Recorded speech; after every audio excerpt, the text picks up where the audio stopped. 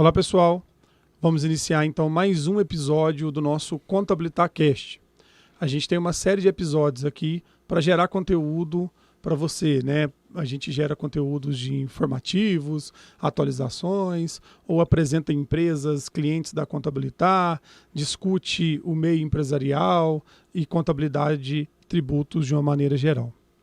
Hoje eu quero continuar o debate ainda sobre reforma tributária com um viés, né, com um objetivo, né, da gente tentar entender um pouco mais essa relação jurídica e contábil e tributária dessa reforma tributária, quais são os impactos, né, que essa reforma tributária pretende, não, né, que ela vai gerar no meio empresarial. Lembrando que nós temos um e-book, né, que já está com as informações compiladas da reforma tributária, né, de acordo com a PEC que foi aprovada na Câmara e foi para o Senado. A gente sabe que não vai ser definitivo, vai ter alterações, vamos discutir isso aqui também, que alterações a gente imagina que vai ter, né? Mas esse e-book já norteia a gente bastante, inclusive para acompanhar a discussão nesse podcast. O nosso e-book está lá na bio do Instagram da Contabilitar, fiquem à vontade aí, ó. Dá um pause no episódio, baixa o e-book para ir acompanhando, depois volta para discutir com a gente. Hoje eu tenho como convidado aqui o Robson e o Bruno, ambos são da MCK, é uma empresa de advocacia, né, de Pouso Alegre. Eu vou deixar eles se apresentarem aqui, melhor eles se apresentarem do que eu apresentar eles, né? Robson e Bruno, obrigado pela presença de vocês. Gente, são tributaristas, é um escritório de advocacia que também é parceiro da Contabilitar. A gente tem bastante clientes em comum, a gente discute bastante e são altamente capacitados para discutir também esse assunto, né, que está na dor de todo mundo ou vai estar em breve na dor de todo mundo. Robson, Bruno, obrigado por ter aceitado o convite. Espero que a gente tenha um debate aqui bem produtivo, né? Espero que os nossos ouvintes nos prestigiem e curtam o nosso debate. Fazem um jabá de vocês aí, apresenta a MCK, o setor que vocês atendem, as empresas que vocês atendem, um pouco da história. Fica à vontade aí para falar da MCK. Felipe, obrigado, né, pela oportunidade aqui da gente se apresentar, da gente estar participando aqui desse podcast. Para a gente é uma honra, né, por conta da parceria, a gente sabe a qualidade de trabalho que vocês têm. E hoje é meio que desassociado, né, não tem como você desassociar a parte jurídica tributária da parte contábil. E quando a gente encontra grandes e bons parceiros, a gente fica muito contente, né, principalmente na área de contabilidade. Bom, meu nome é Robson Crepe, né? Sou um dos sócios, fundadores do escritório, que iniciou as atividades em 2008. Então, agora no dia 20 nós vamos fazer 15 anos já de empresa, de escritório. Eu e meu sócio Rafael fundamos, né, em 2008 em Ouro Fino, iniciamos atividades do escritório. Até para a gente dinamizar, porque a estrutura do escritório, o que se tornou algo muito grande. Né? Então, se a gente fosse contar a história e contar a estrutura de todo o trabalho nosso, né, daria um podcast também. Mas, em linhas gerais, hoje, o que se tornou o MCK? Né? MCK de Moreira César e Crepe, né, advogados. Nós hoje somos mais de 30 advogados, mais a equipe administrativa, controladoria, administrativo financeiro, enfim. Esses mais de 30 advogados, eles estão divididos hoje em 5 unidades, sendo São Paulo, Belo Horizonte, São José dos Campos, Poços de Caldas e Pouso Alegre, onde é a nossa sede hoje, tá? E nós temos uma metodologia diferente, né? A gente buscou inspiração nos escritórios full services das grandes capitais que atuam para grandes empresas. Né? Então a gente verifica que uma empresa hoje ela tem várias vertentes que se linkam com áreas jurídicas. Então se você for pegar o RH da empresa, né, ela precisa ter um suporte na área trabalhista. Se você pegar a contabilidade, o fiscal precisa ter o suporte tributário. A área contratual, direção, precisa ter um norte na área civil. A gente sabe que a empresa ela fatura e às vezes ela tem créditos perdidos, então a gente tem a área de cobrança. Então o direito ele é muito linkado com a área empresarial. Então nós puxamos essa linha dos grandes escritórios de São Paulo e trouxemos para a nossa região, né, do sul de Minas, porque nós identificamos que os maiores escritórios eram os que trabalhavam nessa área e, ao mesmo tempo, nós verificamos que a nossa região, embora ela tenha várias faculdades de direito, várias graduações, muitos profissionais, ainda estava muito enraizado naquela advocacia tradicional, aquela coisa de ter um especialista, medalhão, né? O escritório, o nome do advogado é o nome do escritório, e a gente começou a perceber que... E isso é interessante, né, cara, porque... parece que eu vi uma vez que a OAB exige que tenha o sobrenome, não pode ter um eficaz escritório de advocacia, né? Não pode ter um Fantasia, contabilidade, né? Pouso Alegre, sei lá, alguma coisa nesse sentido, né? Você precisa ter o sobrenome, é um negócio cabuloso, né, cara? Eu diria que é algo bem arcaico nos dias de hoje, né? Particularmente, eu acredito num certo formalismo que ainda deva existir, né, uma certa liturgia deve existir, mas a OAB ela está muito arcaica e o problema é que isso é replicado nas faculdades, então não existe uma quebra de paradigma disso. Os profissionais estão vindo com essa carga de que não pode, que tem que ser assim. E na publicidade também tem uma restrição, principalmente, né, nossa, demais. E aí quando você acaba tentando avançar um pouco, você é talhado, mas você não é talhado pelo código de ética da OAB, você é talhado pelo ciúme dos colegas que estão lá fazendo parte da OAB, né? Então você vê advogados que, poxa, eu não tive essa ideia, então eu vou censurar, né? Essa ideia não foi minha, eu vou censurar, eu vou cortar. Então é muito arcaico e assim, né? Até a gente costuma dizer o seguinte, né? O advogado ele tem que ter duas cadeiras, uma para ele e outra para o ego dele, né? E aí quando você pega o advogado, né, ele é uma classe muito desunida. Ele não pode ver o sucesso do outro que ele dá um jeito de talhar. Nos Estados Unidos, se eu não me engano, é diferente. Tem até aquela série da Netflix, Better Call Saul, lá, que não é uma série jurídica, mas conta a história de um advogado e o cara tem propaganda na TV, o cara tem outdoor. Aí você olha, você acha estranho, por quê? Porque a gente não está acostumado com isso, né? Vocês estão restritos em algumas coisas. O que eu acredito que a OAB, né, deveria estar numa forma até de vanguarda fiscalizando, é o cara que põe propaganda no ônibus, é o cara que põe propaganda no cardápio da pastelaria, é o cara que oferece, quer divorciar, não está aguentando mais relacionamento, vamos divorciar, vamos litigar, né? Então acho que a OAB e o seu estatuto deveriam estar preocupados em combater os excessos. Entendi. Mas eu acho que dentro de uma questão de você divulgar o seu trabalho, a gente costuma dizer muito, né? O advogado, né, quando ele está muito ali artesanal no tete-a-tete, ele tem um cartão de visita que ele entrega, né? Então eu acho que dizer o que você está fazendo, como você faz, a forma que você faz e como você pode ajudar o seu cliente é muito permitido. E eu diria mais, porque eu não posso pegar as pessoas... Isso é uma cultura no Brasil, né? Pessoa em advogado, pensou em litígio. E a MCK, por exemplo, nós trabalhamos muito lá atrás. A gente trabalha na prevenção, trabalha na assessoria, trabalha na consultoria. Então a gente está trazendo benefícios para a empresa não entrar no litígio. Então eu não estou instigando ela a entrar na justiça, a exercer a justiça, confia em mim porque eu sou o melhor advogado. Não é isso. Mas olha, eu tenho um produto aqui que eu acho que pode te interessar e que vai ajudar muito a sua empresa. Uhum. E foi o que nós desenvolvemos, né? Quando nós chegamos lá em Pouso Alegre, que a gente verificou, né, que esses grandes escritórios, o dono do escritório morria, o escritório morria junto com ele. Né? A gente tem grandes nomes da advocacia em Pouso Alegre, da área criminal, tributarista.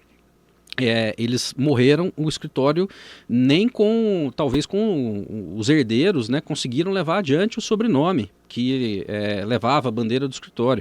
Então, de novo eu puxo o AB, né? Porque se o herdeiro não for advogado, ele nem pode herdar. Nem pode herdar, porque né? não pode ser sócio de escritório alguém que não é advogado. E a gente pensou muito que ao mesmo tempo que a gente estava rompendo, quebrando paradigmas, a gente estava construindo um legado.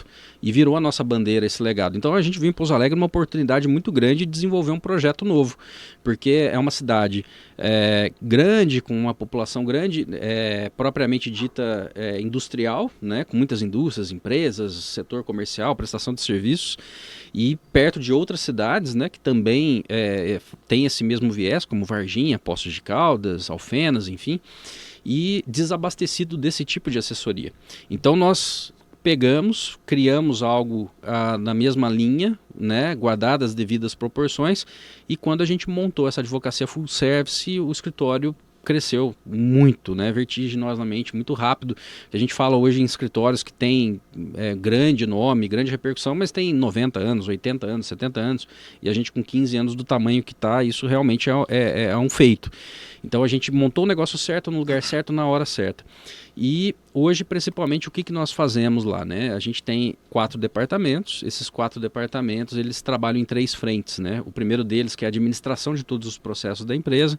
A segunda vertente, que é a consultoria, que é a participação do dia a dia, da rotina da empresa, né? Emitindo pareceres, sanando dúvidas, criando documentos, revisando documentos, enfim, as decisões estratégicas da empresa também.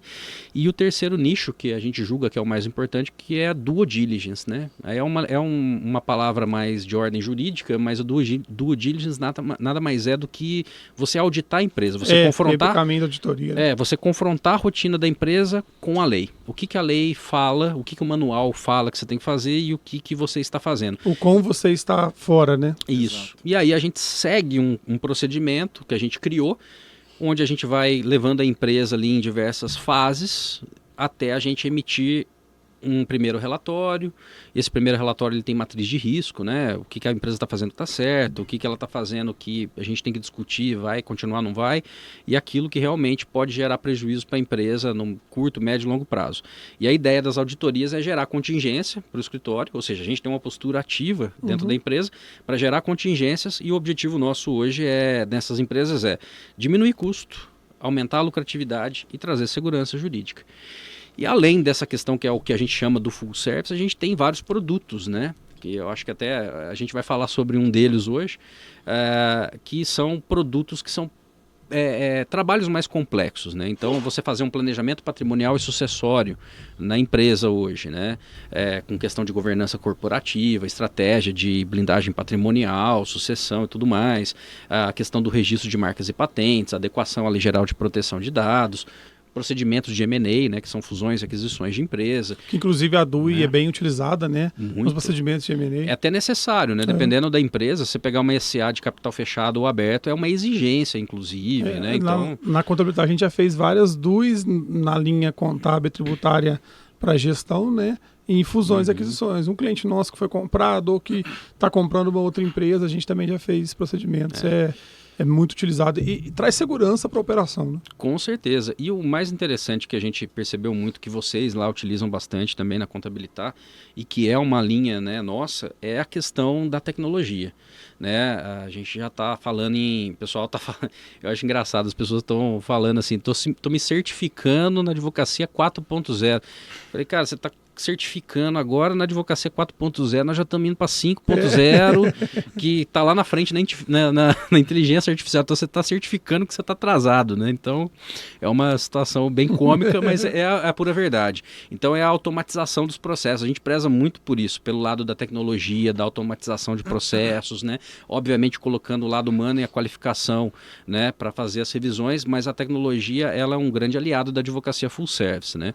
Não estou dizendo da questão da qualidade das peças, do trabalho jurídico, que ainda tem que ter muito lado pessoal, aquela coisa, mas eu digo a estrutura, né? Porque você lidar hoje com quase 6.000 processos, com centenas de clientes e dezenas de advogados, se você não tiver um processo estruturado, tecnológico do seu lado como aliado, você não consegue sobreviver e gerir. E o mais importante, né? O serviço, que é contabilidade, jurídico, é uma prestação de serviço, e isso é intangível.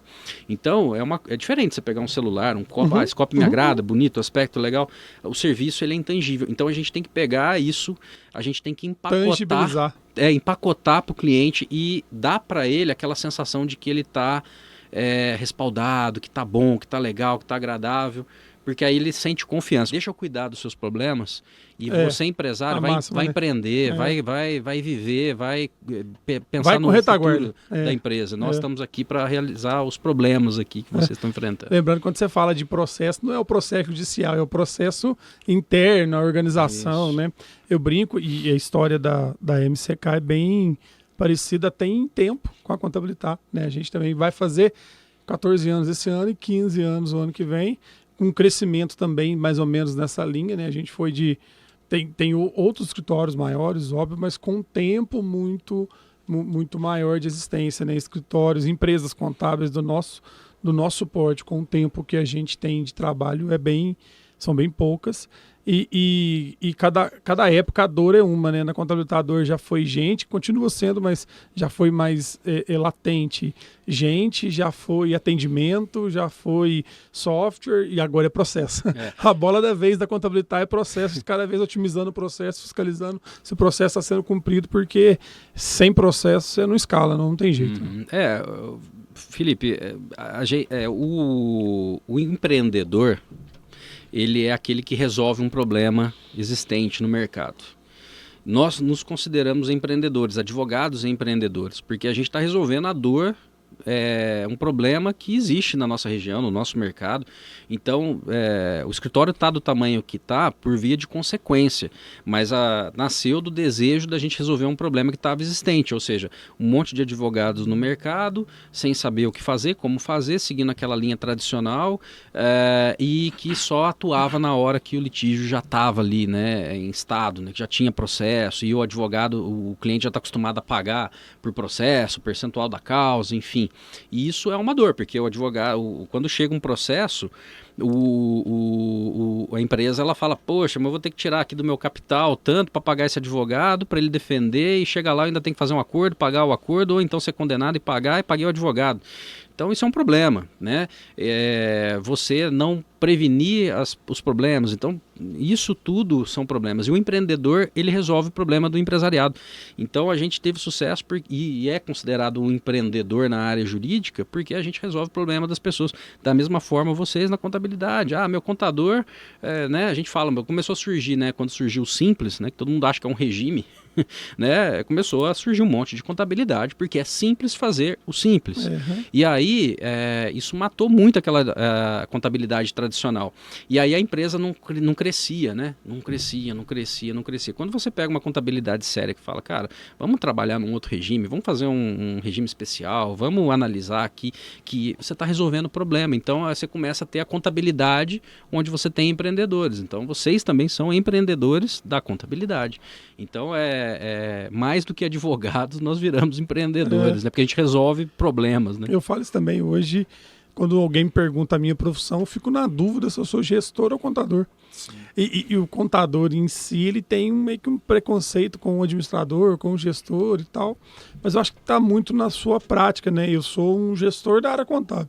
Eu atuo na área contábil, mas hoje eu atuo muito mais com gestor do que com contábil mesmo, a apuração do tributo, a minha execução no dia a dia não é tanto assim.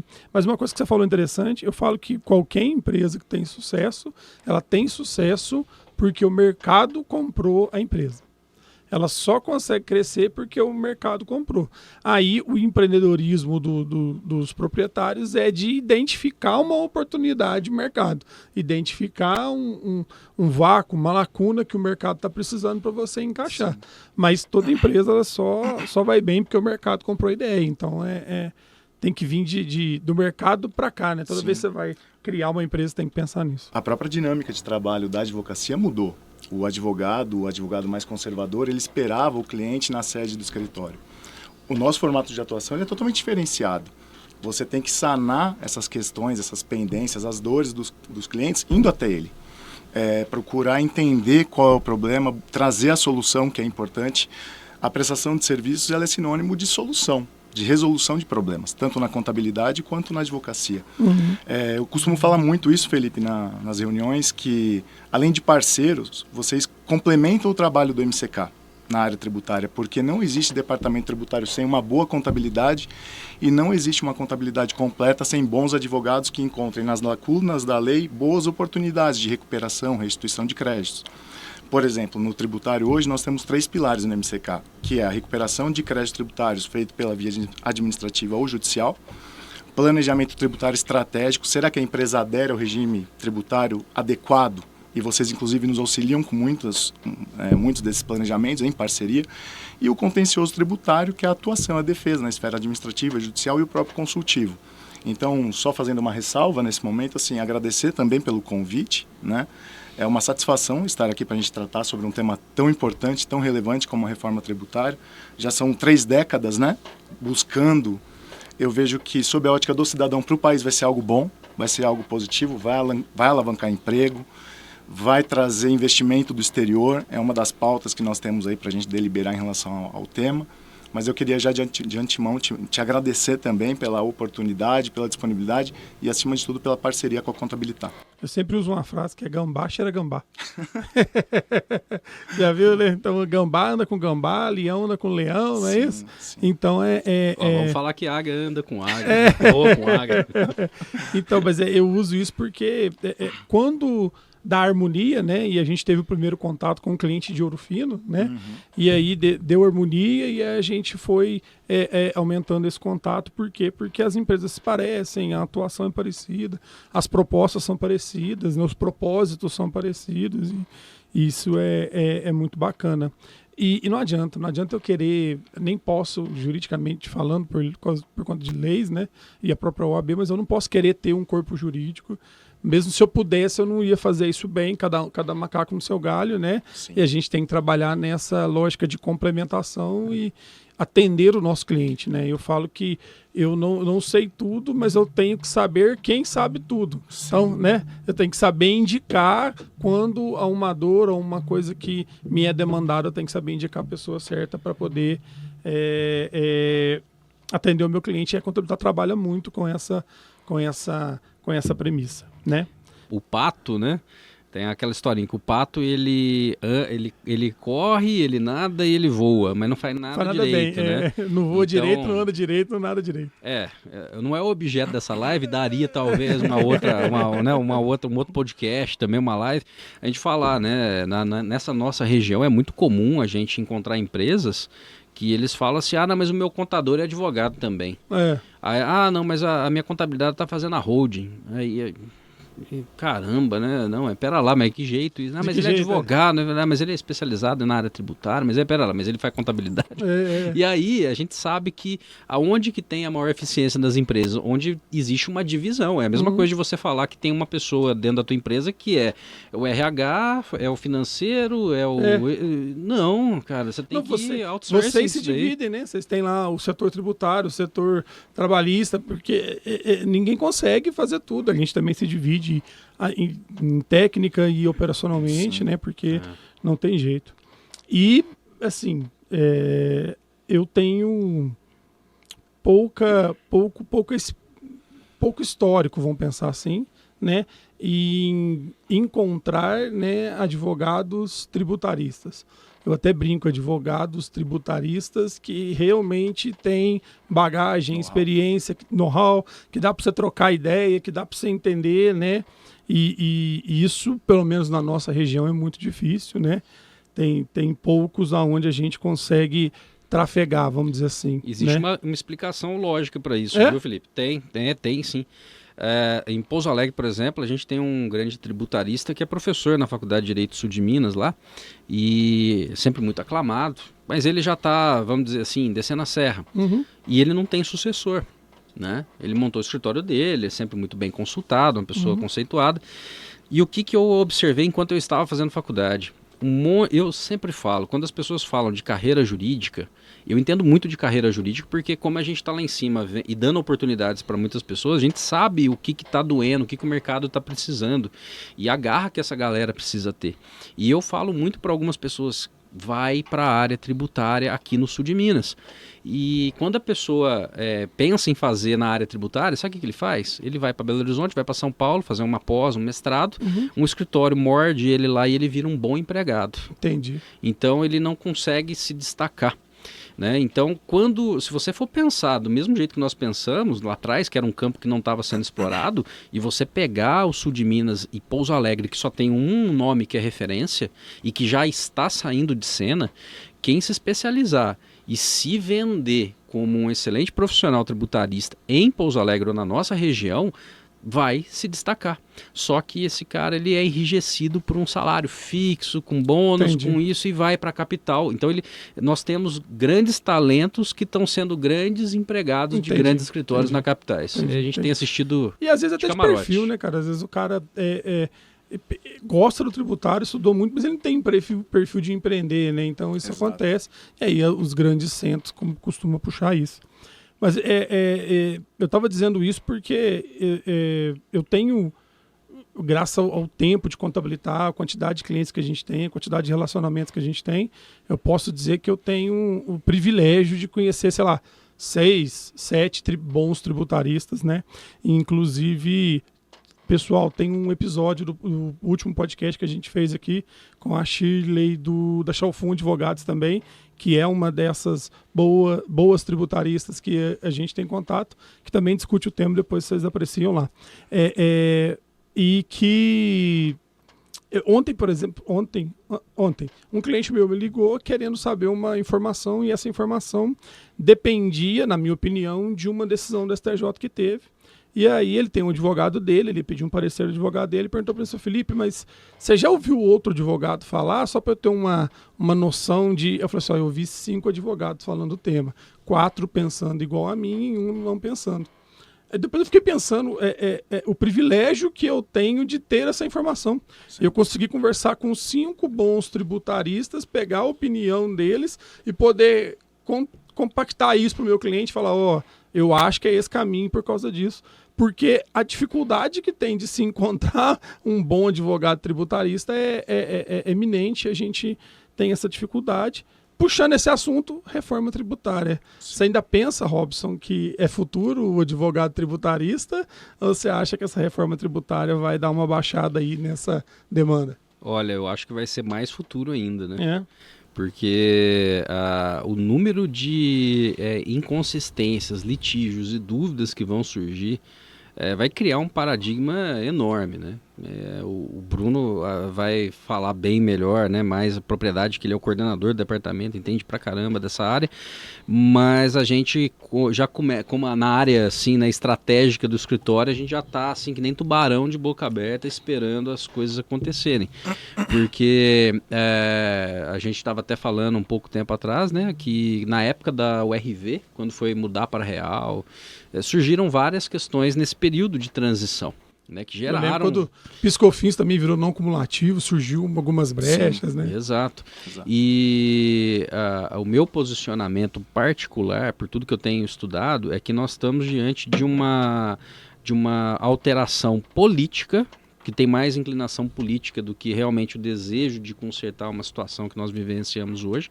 Nós estamos falando de um Código Tributário de 1966, né? Antigamente o pessoal falava assim, o Código Penal tem que mudar, 1940. Pensa bem, não mudou até hoje e nós estamos tendo bandidos cada vez mais criativos. Uhum. E impunidade. E a situação que nós estamos vivenciando agora é a questão de termos um código também que está arcaico, que dá as instruções básicas para nós, mas que está se fazendo uma mudança num tempo muito rápido, sem ter as devidas análises, as devidas opiniões. O Código de Processo Civil, por exemplo, que norteia todo o processo hoje, seja tributário, enfim, né, toda a parte ali com exclusão do penal, que existe um processo penal próprio, foi muito bem, pediram a opinião dos juízes, pediram a opinião da classe, pediram a opinião dos advogados, então foi algo muito bem estudado, muito bem deliberado, foi muito bem organizado e foi muito pouco questionado, né, quando ele entrou em vigor em 2015.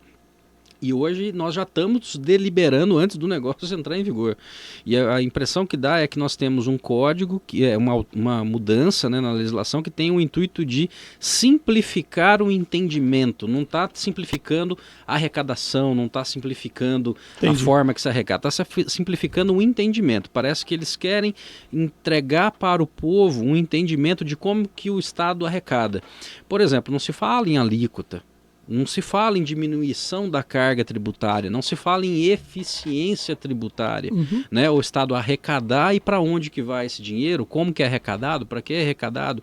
Então parece que eles estão querendo instruir o cidadão para ele compreender como que está sendo arrecadado esse valor, né? Como que é recolhidos os tributos e provavelmente uma sincronia, né? Que é algo que a gente também estava tratando agora há pouco, uma sincronia do como vai ser arrecadado com todos os sistemas informacionais informatizados que estão aí. A gente está se falando de Pix, agora já estamos falando de real digital, a Receita, na época, se falava muito do T-Rex, né, e tudo mais.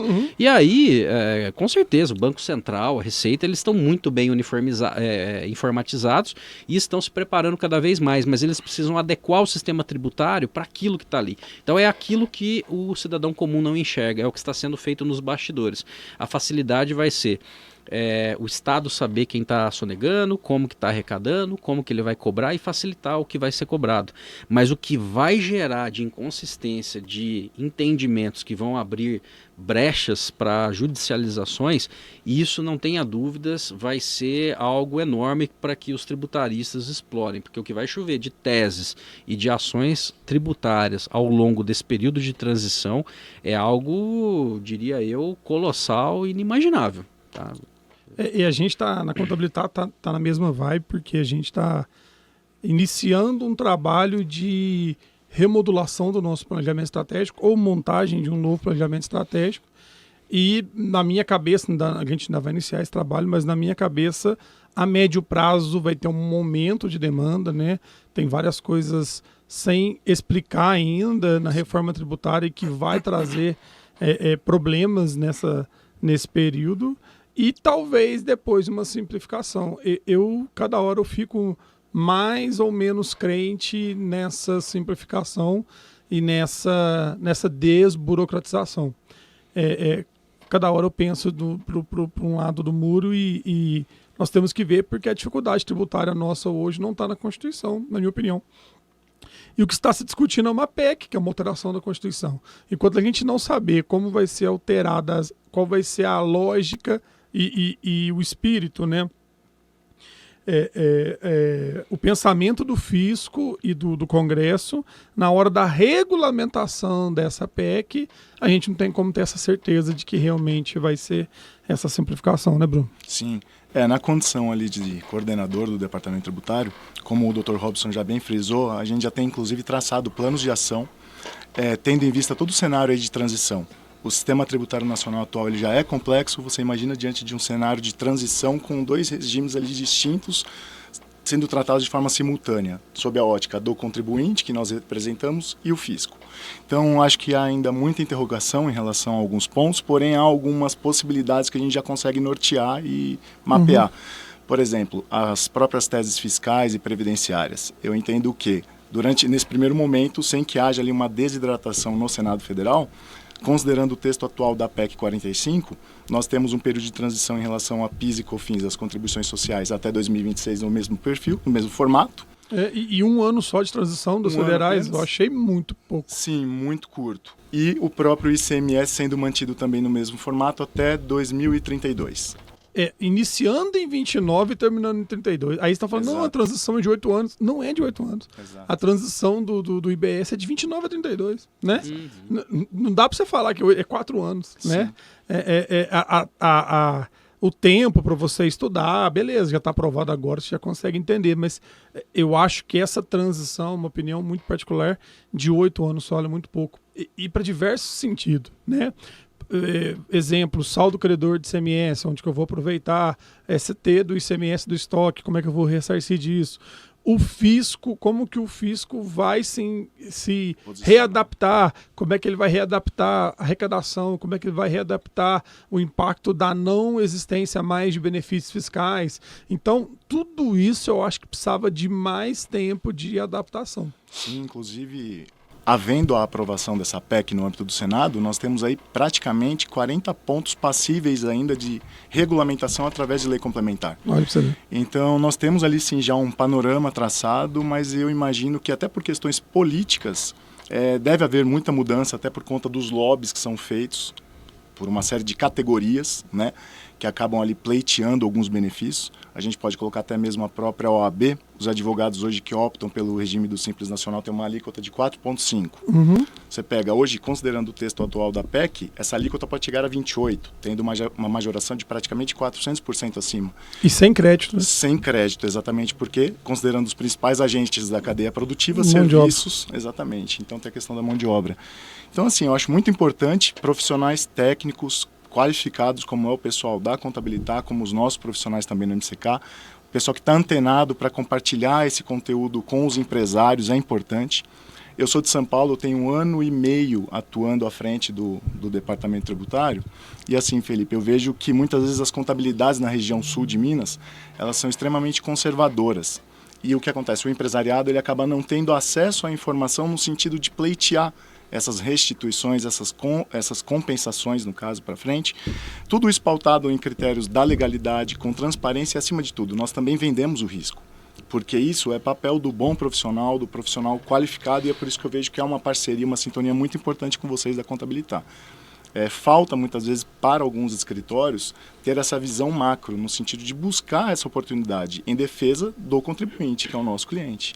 Eu falo que, nesse cenário que você colocou agora, eu falo que empreender é risco, sair de casa é risco, sair de carro, sei lá, atropelar uma criança na rua, você abrir empresa, teu funcionário está com caminhão na rua, você tem gente mexendo com maquinário lá dentro, você pega empréstimo no banco, vem pandemia, então, ou seja, empreender é risco, inclusive sim, tributário. Inclusive em muitas reuniões. E a gente tem risco de interpretação, sim, fiscal interpretando a lei diferente do que você está interpretando, e uma série de coisas que... eu acho que o nosso papel é tentar, no mínimo, mostrar esse risco, sim, ou tentar ações para dirimir esse risco. Mas você falou um negócio do cenário político que eu achei interessante a gente discutir, né? Então, essa PEC, ela foi para a Câmara e aprovou isso de uma forma muito veloz, né, cara? Sim. Eu até discuti com a doutora Shirley no outro podcast, para que existe primeiro e segundo turno? Exato. Sendo que eles fizeram no mesmo dia, não dá tempo de você mudar de opinião, de você repensar, não dá nada. E aprovaram, e aí tem um contexto político aí que só quem está lá para entender melhor, e mandou isso para o Senado. O Senado está falando em novembro, o prazo de votação. O que você entende por prerrogativa do Senado? O que o Senado deveria, ao certo, discutir essa PEC? E o que ele verdadeiramente vai discutir? O quão o Senado vai sair da sua posição constitucional para discutir, pelo motivo da Câmara ter discutido isso rápido. Eu vejo isso muito latente. De fato, no âmbito da Câmara, foi um discurso, um debate muito assodado, né? Essa questão dos 3/5 em 2 turnos nas 2 casas do Congresso Nacional, que é uma prerrogativa expressa na Constituição Federal, no âmbito da Câmara ele praticamente não se solidificou. Mas por quê? Envolve uma questão, obviamente, política.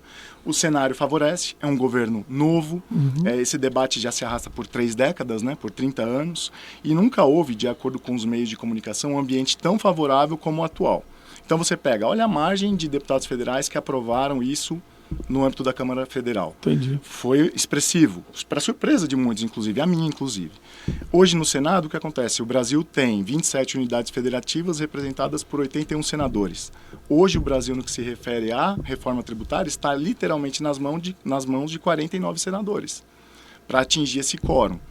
Respondendo objetivamente sua pergunta, entendi. Eu imagino que essa reforma vai ser aprovada, o país precisa dessa aprovação. Também acredito. Não vejo possibilidade para que ela não prospere. Estou bastante otimista em relação aos termos da proposta. É claro que cada segmento tem as suas especificidades, as suas peculiaridades. Quando você pega os principais agentes da cadeia produtiva, para a indústria, por exemplo, eu tenho identificado no seu próprio material, que inclusive é bastante interessante no e-book, a indústria do setor alimentício, que a gente vai poder deliberar em relação a isso, ela é beneficiada, ela é prejudicada? O setor de serviços eu vejo que vai ser efetivamente o mais impactado, se mantido o texto atual. Então, assim, eu vejo com bons olhos, tanto na condição de cidadão quanto profissional da área. Necessário, inclusive, para o país. Mas envolve questão política. Não por acaso o relator no âmbito do Senado é o Eduardo Braga, que é do estado de Amazonas, e ali nós temos a Zona Franca de Manaus. Não é por acaso. Pois é. Então, assim, eu vejo com bons olhos, mas cético em relação à questão de beneficiar. Temos a questão dos benefícios fiscais que serão extintos, considerando o texto atual. E isso impacta diretamente alguns setores. A nossa região. E você construiu um cenário interessantíssimo, porque por que nós temos uma quantidade maior de deputados e uma quantidade menor de senadores? Isso institucionalmente é explicável, a Constituição explica isso. Alguns debates, algumas situações, você precisa de mais representatividade. Na minha opinião, mais representatividade é mais pessoas discutindo. Quando você aprova toque de caixa na Câmara e vai para o Senado, que é menos representatividade, e outra, uma representatividade desigual em termos populacionais. Exato. Porque os deputados do Estado têm mais população, tem mais deputados. Os senadores é 3 para o Estado e pronto. Então, ainda tem essa discussão que agora os votos são iguais em termos de representação dos estados, só que a nossa população não é dividida de forma igual. Então, me preocupa essa questão. Você citou 30 anos discutindo, eu brinco que é 30 anos que o processo está lá. Não são 30 anos de discussão. Eles puxam lá meia horinha, 1 hora, discute, faz de novo. Então, assim, a gente precisa, eu concordo, não sou a favor da forma que foi feito e do jeito que foi rápido, né? Tem que aprovar essa semana, não tem lógica isso. E eu respondendo a pergunta que eu te fiz, eu levo para o seguinte caminho. O Senado ele tem o papel de defender os estados, né? Sim. E ele vai ter que defender os estados e os interesses que não são dos estados, Sim. né? Porque vai ter lobby, igual você citou, vai ter gente querendo alguma coisa, porque é a última esperança, né? O Senado tá lá, ele pode talvez propor uma alteração que talvez não é finalidade dele, mas é a ferramenta e o caminho que a gente tem para tentar mexer nisso. Exato. Você pega a questão do IVA subnacional, que é o IBS, né, que seria a complementação, a unificação do ICMS, estados, e o ISS-QN a nível município. Constituição, nós temos a questão do Pacto Federativo, expressamente previsto na Constituição Federal de 88. Muitos profissionais da área, gabaritados inclusive, já questionam essa reforma. Ela é constitucional? Olha, essa questão do Pacto uma Federativo PEC é constitucional. Então, assim, uma alteração na Constituição constitucional, as coisas que a gente discute. Então, se nós já temos esse debate hoje, antes da formalização e da promulgação dessa PEC, você imagina quando isso estiver em vigor, pendente ainda de 40 pontos a serem regulamentados por lei complementar. E a questão das autonomias dos mais de 5.500 municípios que deixam de ter autonomia sobre o ISS-QN para que fique vinculado ao Conselho Federativo. Os 27 estados representados pelas unidades federativas também perdem a autonomia e está claramente ali violado a questão do Pacto Federativo na minha ótica e de muitos profissionais da área. Imagina o que isso vai gerar de conflito, de questionamento e, eventualmente, judicialização. Por isso que, assim, nas redes sociais, eu havia até comentado com o Dr. Robson no caminho, é muito importante porque nas redes sociais você literalmente encontra de tudo. Pessoas que estão céticas em relação à reforma, pessoas que estão otimistas. Eu vejo que para nós, profissionais da área, vai ser um mar de oportunidades a serem exploradas. Eu não tenho dúvida nenhuma em relação a isso. E assim, quem defende que é constitucional fala, não, os estados continuam com a sua arrecadação. Eu sou um pouco da sua opinião, porque autonomia não é autonomia da arrecadação, é autonomia de regras. Legislar né? a respeito. Isso, eu quero legislar a respeito, eu quero ter uma alíquota diferente da outra. A minha realidade é diferente. Nós somos um país continental. A realidade do Amazonas é a realidade de São Paulo. Sim. Parece que você está em outro mundo. Então, assim, são necessidades tributárias diferentes, são realidades diferentes e não dá para você uniformizar isso, né? E eu já falei várias vezes, quem me ouve, eu sou a favor da guerra fiscal. Ela é salutar, ela é necessária para o nosso país. E essa reforma, acabar ela com essa transição de 4 anos só, isso pode ocasionar um prejuízo enorme. Talvez Minas não, mas eu acho que Minas sim, mas tem gente que defende que Minas não, mas pensa no Espírito Santo, Bahia, o Nordeste como um todo. Então, assim, realidades geográficas totalmente diferentes. Totalmente Você diferentes. pega essa questão da possibilidade da extinção dos benefícios fiscais. Imagina, Extrema, falando aqui a nível territorial, estado de Minas. O Porto de Itajaí, em Santa Catarina. Então, isso muda toda a realidade de uma questão geográfica mesmo ali, de possibilidades, oportunidades, geração de emprego, renda, envolve tudo isso, né? Por isso que o direito tributário está totalmente atrelado à política. Eu acho que nós, como profissionais da área, assim, tem de fato a obrigação de estar antenado em relação a todas essas possibilidades.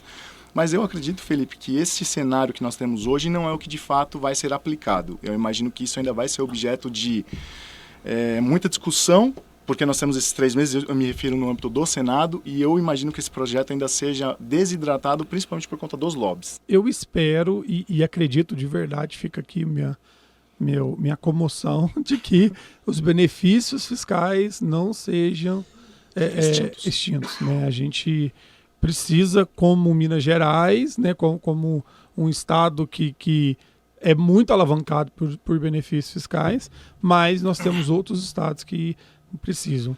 Eu estava discutindo essa semana com um cliente da Contabilitar e ele deu um norte interessante. Falou, beleza, vai acabar o benefício em Minas. Tem gente que está em Minas, que não tem empresa que está em Minas, que ainda não está enraizada em Minas. Está em operador logístico, ou não tem muito lugar locado, fez poucos investimentos. Esse cara não está enraizado aqui. Ele vai embora. Beleza. Ele vai embora para onde? Ele vai para São Paulo. São Paulo está lotado, é caro, não tem como, beleza, não tem espaço. Achou um espacinho, foi.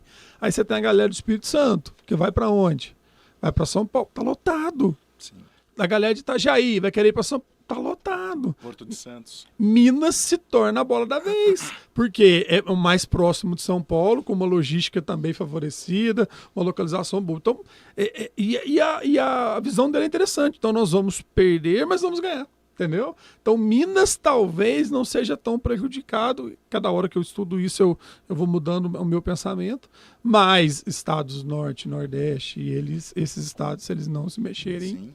Nós temos alguns clientes que pertencem à carteira do MCK, das mais variadas atividades, que aderem e são beneficiados pelo PERSE. O próprio PERSE é um benefício fiscal. Certo. Programa Emergencial de Retomada do Setor de Eventos e Turismo. Ainda bem que mantiveram ele na PEC, porque senão...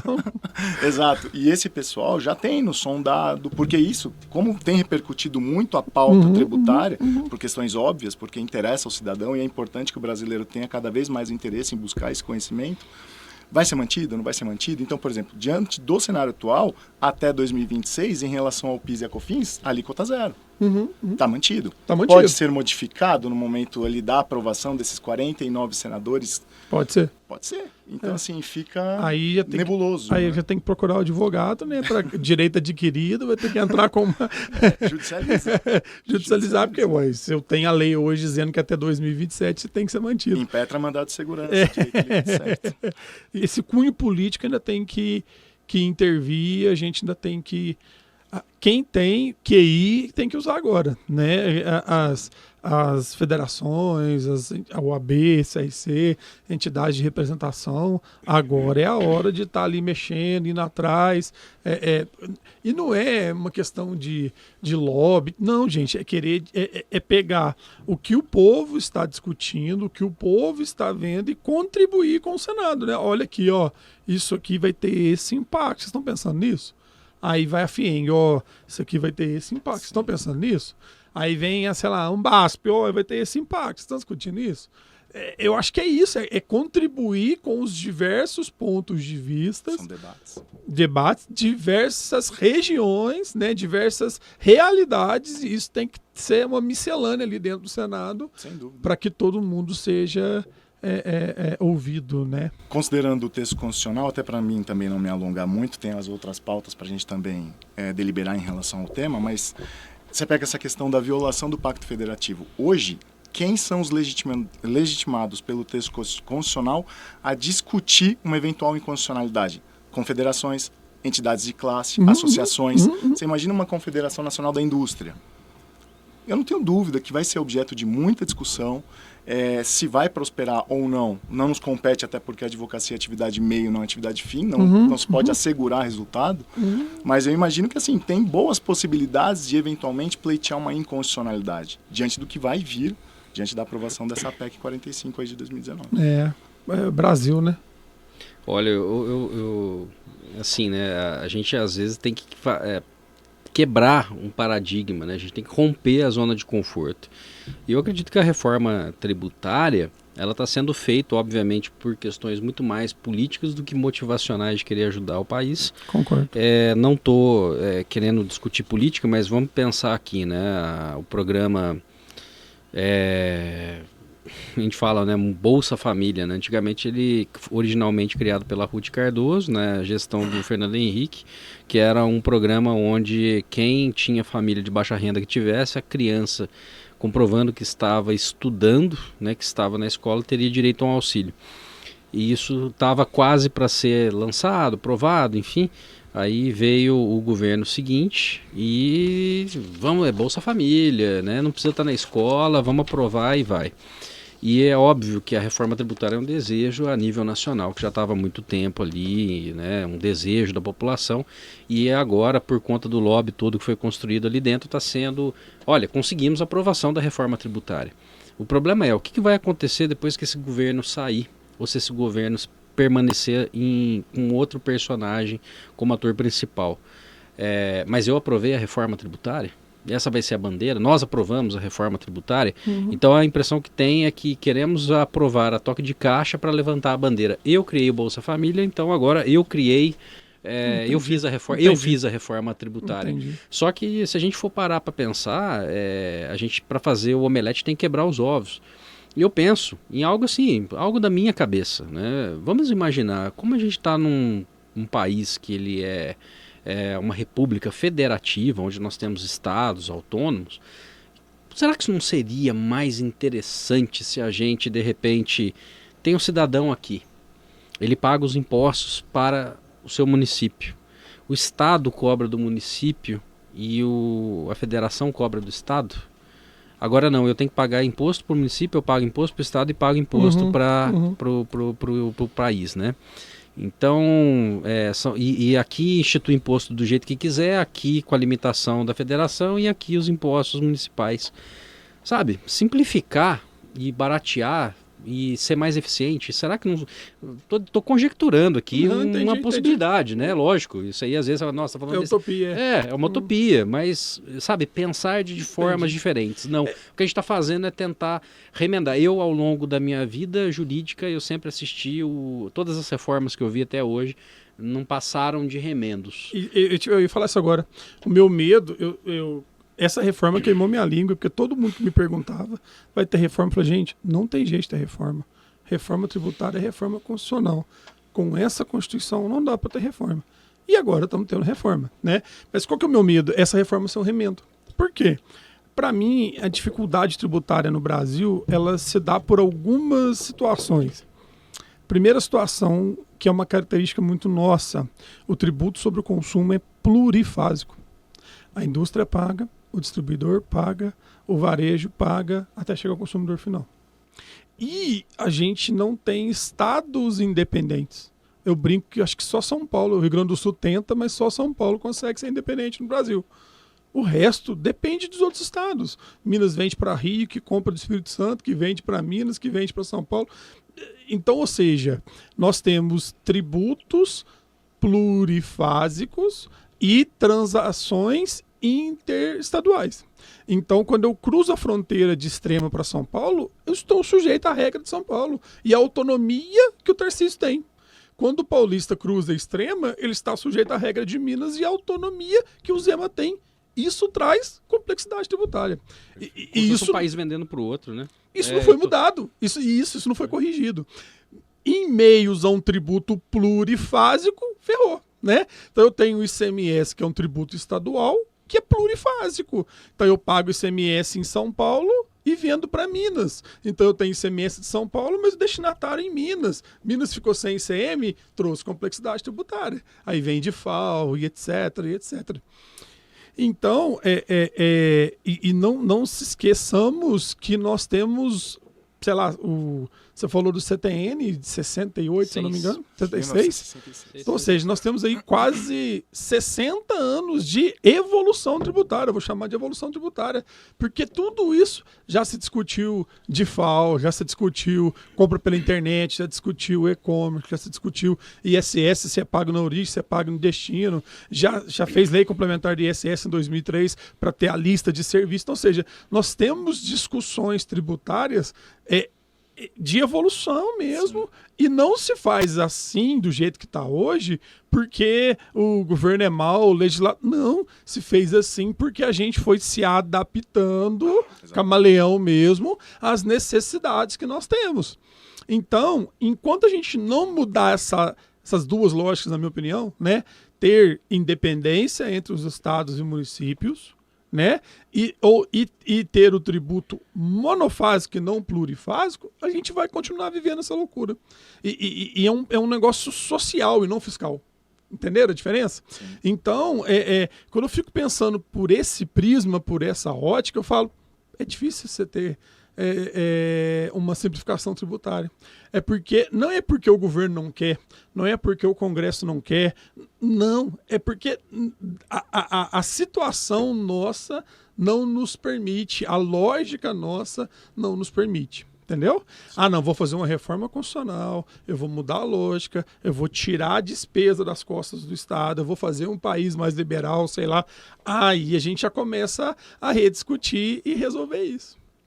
Não, Felipe, vamos resolver, vamos virar monofásico. Beleza, monofásico, todos os países que têm monofásico sobre o consumo é aonde? No varejo, no consumo. Então a indústria não paga nenhum tributo sobre o consumo, o distribuidor não paga nenhum tributo sobre o consumo, o varejo paga. Seria o ideal nosso? Seria. Você paga no estado onde foi consumido. Pronto, está sujeito àquela regra. O nosso consumidor, ele está aí com educação fiscal? Ele pede nota fiscal? O quão isso vai ser prejudicial para a arrecadação? A maioria das nossas empresas de varejo são simples nacional. Aí é um outro remendo. Você tem uma forma de tributação que a Constituição obriga para favorecer micro e pequena empresa, que é uma lógica totalmente diferente e que vai continuar aí. Então, ou seja, aí a gente vai discutindo. Pode ser que a gente chegue à conclusão, putz, do jeito que está, é o jeito melhor para se fazer o que a gente precisa fazer. Entendeu? Então, assim, é óbvio que a gente não pode se acomodar, é óbvio que a gente tem que quebrar paradigmas e vamos fazer isso. E eu só estou querendo contextualizar que o problema nosso não é tributário, o problema nosso, não sei se a palavra é social, mas o problema nosso é um problema que existe, que o tributário se moldou às especificações que a gente tem. E agora não é assim. Né? Isso, acho que é muito mais de organização tributária do que regra tributária. Né? E aí como é que a gente vai? Então, assim, a máxima que tá, a frase que estão falando agora, né, a expressão que estão falando, manicômio tributário, e realmente é um manicômio tributário. A gente que lida no dia a dia com isso, que trabalha, é até mais acostumado, às vezes até acha normal, né? Mas é uma loucura, isso é fato.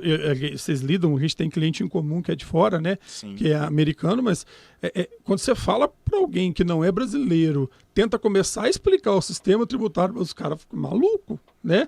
Eu já tive esse papo com japonês, com indiano, com americano, os caras fica doido, né? Aquele cliente nosso em comum lá que tem sede lá nos Estados Unidos, ele pediu parecer em inglês, explicando da onde que vem aquela possibilidade de compensação tributária, porque ele é muito simples para nós, mas para ele eu não estou entendendo da onde que vem.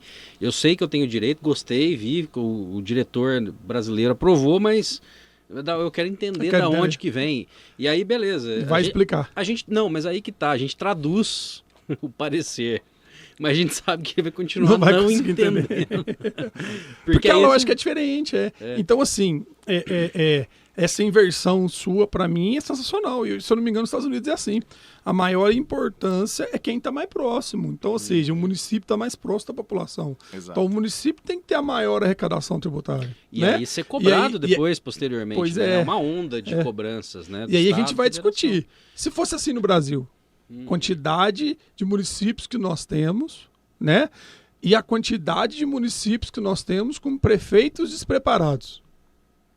Olha o problemão que isso ia gerar. Então, ou seja, tudo que você for discutir, a gente vai discutir e fala, putz, tem esse problema e a gente se ajeitou com esse problema.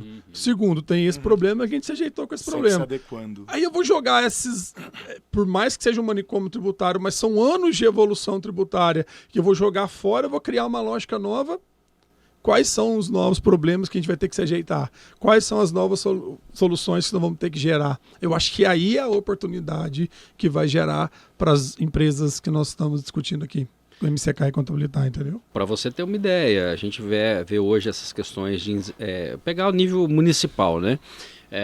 O município, ele quer crescer, ele quer desenvolver, e aí ele começa a dar isenção fiscal, incentivo fiscal para a empresa ir lá. Por exemplo, vou dar uma isenção de ISS para você durante tanto tempo. Aqui em Varginha, terreno, concediárias, que aí, PCS, PTU. Aí, segundo mas por quê? Porque vai gerar emprego, a empresa vai vir aqui e tudo mais e tal. E se houvesse uma mudança realmente no cerne da questão, esse tipo de cobrança não poderia ser feita. Porque falou assim, olha, mas pera lá, município, se você deixar de arrecadar, eu que sou o Estado aqui, você tem que me passar uma parte. Você vai ficar descapitalizado para me passar. Então é muito mais interessante que o Estado decida onde pode crescer, onde não pode, porque o gestor municipal, por exemplo, eu vou pegar o exemplo de Extrema. Também não estou criticando política nem nada, mas a gente aqui, sem saber das questões políticas de Extrema, a gente enxerga que Extrema está inchado, porque já tem mão de obra, por exemplo, vindo de... Ali, Camão do Caio, do lado ali. Não, eu já vi, parece que tem ônibus que sai de Guarulhos. Tá louco. Guarulhos. Para ir para lá por falta de mão de obra. Então lotearam a cidade. Mas uma cidade crescer muito traz problemas sociais. Mas o prefeito tá vendo isso. Não estou falando de Extrema, mas tem outras cidades que isso acontece. Lembra quando saiu a Heineken, né? Passos, um monte de município brigando para ir. E agora acabou o benefício, vai para onde? Eu trouxe para cá. Mas e daí? Ela tem benefício fiscal... E pra onde ela vai às vezes até falta mão de obra e às vezes a mão de obra de fora que está levando dinheiro, porque está levando dinheiro e gastando em outro município. Então, assim, a gente tem que pensar qual é a função social do tributo. Qual é a função do tributo? Eu acho que o brasileiro tem que entender qual é a razão dele estar pagando o tributo. Não é assim, eu vou pagar o IPVA, eu vou ter uma estrada melhor. Eu vou pagar isso daqui e vou ter um hospital de qualidade. Ele pensa nisso, mas não é. Qual é a função social do tributo? Como que o Estado ganha? Como que o Estado gere? E é muito complexo. E, infelizmente, cada vez o brasileiro está ficando menos escolarizado, menos crítico e mais massificado e não consegue discutir sobre essas coisas. E fica na mão dos poderosos, de uma parcela muito pequena da sociedade que não tem condição de realmente ter força e implementar as mudanças que precisariam ter. Né? Tinha que ter no ensino médio uma disciplina de educação fiscal, né? Para tentar trazer essa representatividade, começa a ver essa ciência, né? Você começa a perceber, Felipe, claramente, quando você analisa dentro das escolas, várias matérias foram sendo tiradas, como hoje as pessoas não têm mais patriotismo, foi tirado o direito cívico, né? As pessoas chegavam, cantavam o hino nacional, acabou, foi acabando, religião, enfim. Mas se a gente for analisar, hoje o Brasil ele vive uma situação, por exemplo, estou dando um exemplo aqui de bancarization. O que é o bancarization? Todo mundo depende do banco, todo mundo abre uma conta no banco, meu filho nasceu, vou abrir uma conta no banco, vou depositar um dinheiro para ele lá. Só que a gente pega países desenvolvidos, tem 3, 4 bancos e o resto são tudo instituições de investimento. As pessoas, elas admiram a riqueza, né, financeira, elas aplaudem a riqueza financeira dos outros e isso é aprendido na escola, como investir. A gente fica limitado a CDB, poupança e fazer um título de capitalização, né, porque o gerente do banco ele tem que bater meta. Ele quer vender aquele produto para você. Sendo que quando você descobre o tanto de oportunidades que você tem, como fundos imobiliários, CDBs, LCA, e o negócio não termina, é infinito, e você saber o que é mais estratégico para os objetivos que você quer, só que isso descredibiliza os bancos, né? Então hoje você vê muitos movimentos como XP, BTG e tudo mais que estão se insurgindo, mas ainda para uma parcela pequena da sociedade, porque a grande maioria das crianças, eu quando eu descobri isso, eu falei, caramba, por que eu não aprendi isso na escola? Hoje eu estaria muito mais poderia estar produzindo mais, poderia ter mais capital, podia estar gerando maiores riquezas, né? Ajudando mais pessoas. Mas não, eu fui descobrir isso tarde, quando eu resolvi quebrar o paradigma, né? Agora, se isso fosse ensinado na escola, o pensamento crítico... Mas estamos falando dessa questão financeira, né? Onde todo mundo depende de banco. Mas você imagina, é o que você falou, descobrir como é que funciona o tributo, como que funcionam as leis, por que eu tenho que pedir a nota, por que eu tenho que pagar tributo, a consciência. Eu falo que o aluno do ensino médio agora é o futuro deputado. Então, ele precisa ter essa consciência, ter essa noção. Passando, então, esse cenário político, né? Então, nós temos aí essa PEC que vai ser votada no Senado. Eu concordo, viu, o Bruno, que vai ter bastante alteração ainda nesse Senado. Não tem alguns profissionais das nossas áreas que estão falando, depois que aprovar eu estudo, vou estudar isso agora não. Eu acho extremamente necessário estudar isso agora, para você já se repensar estrategicamente, para você já entender o norte, para você pressionar o AB, pressionar a CRC, pressionar instituições para poder mudar alguma coisa, para tentar ajudar de alguma forma, né?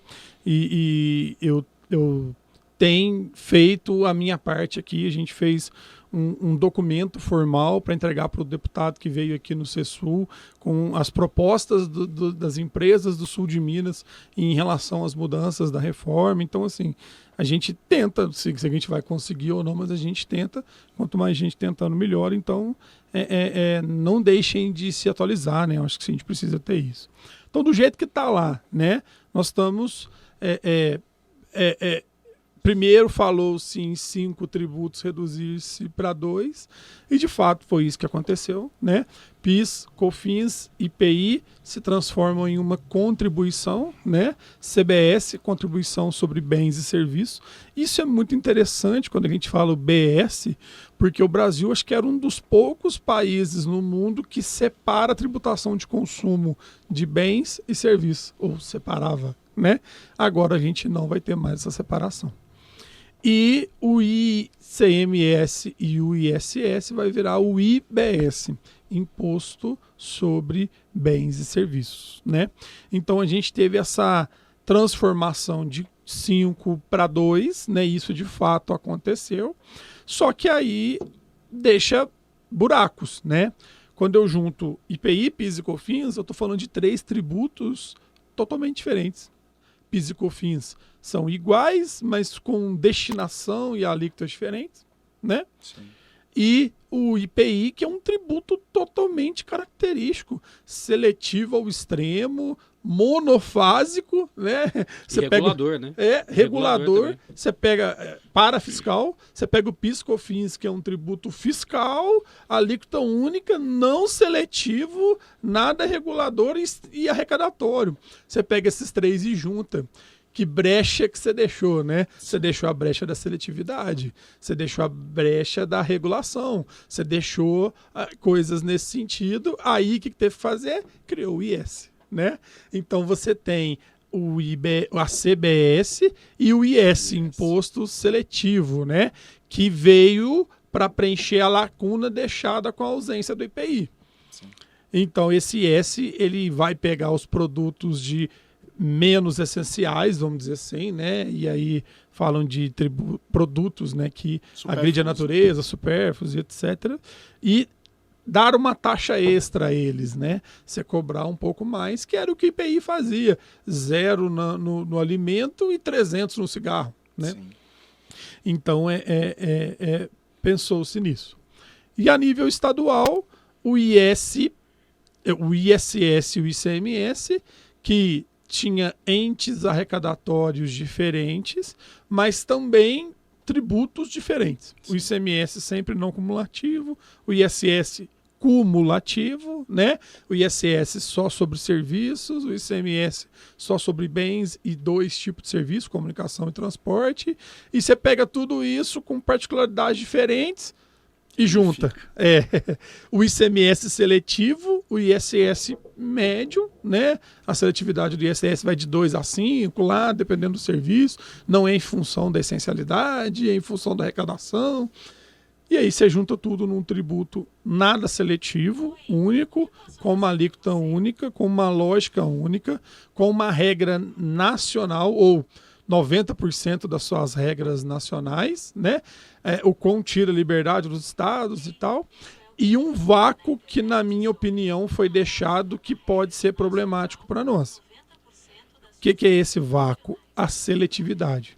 Igual tem a seletividade no IPI, nós tínhamos a seletividade no ICMS. Em âmbito federal, isso foi resolvido. Criou-se o IS.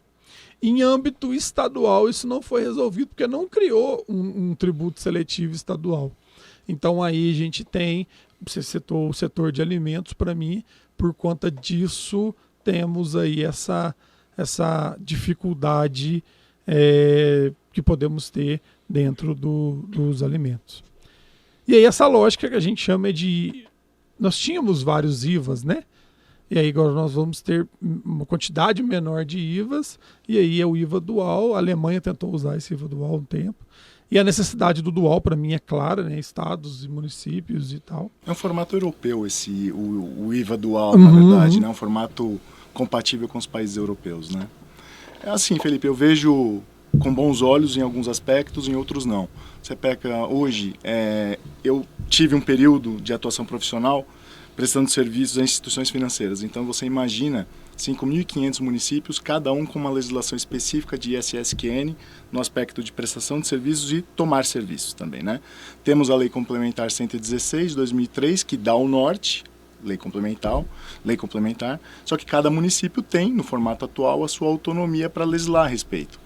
Tendo as alíquotas que variam entre 2% e 5%. Como é que isso fica após a aprovação dessa PEC? Então, acho que tem uma série de situações a serem ainda definidas. Essa questão da seletividade também, que eu vejo com bons olhos, de acordo com alguns aspectos, em outros não. Essa questão que você frisou bem do IS, o imposto seletivo, muda-se praticamente a nomenclatura, né? Deixando de ser o IPI e o atual imposto seletivo, né? Então, são nuances aí que vão demandar um período de adaptação. Tem essa questão que nós falamos um pouquinho também antes aqui do podcast relacionada a essa legislação que foi aprovada recentemente com o Estatuto da Simplificação das Obrigações Acessórias, que eu imagino que principalmente para o seu segmento, para o setor, deve agregar de alguma forma. Eu não sei como é que isso se dá na prática com a operacionalização. Então, eu acho que é um momento mesmo de adaptação, procurar se atualizar, estar bem antenado em relação a essas mudanças. Independente da questão da reforma tributária, nós pegamos aqui no âmbito do Estado a própria mudança do regulamento do ICMS no Estado de Minas, que é super atual.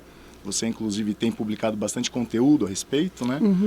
Então, acho que o profissional da área tem que estar, sim, sempre bem antenado. É óbvio que você nunca vai dominar absolutamente todos os temas, e é por isso que é importante ter essa sinergia com bons profissionais.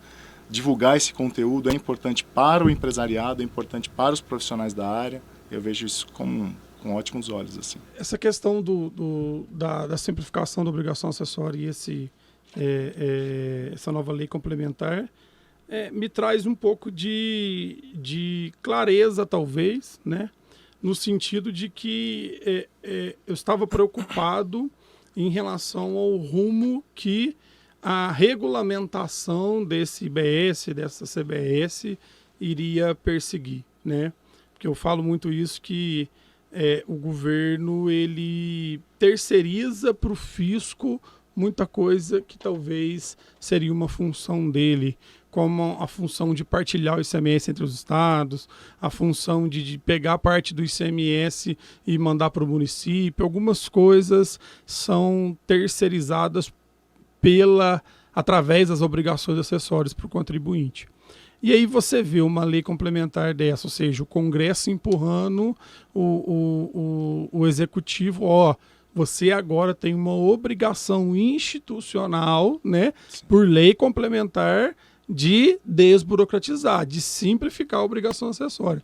Então você vê o Congresso apertando o Executivo, falando, a partir de agora, não tem nada a ver com a reforma tributária, não linka uma coisa na outra, mas o momento é o mesmo, né? Sim. Então, a partir de agora, você tem a obrigação de puxar para você o que é seu e deixar o contribuinte desonerado desse tipo de dificuldade.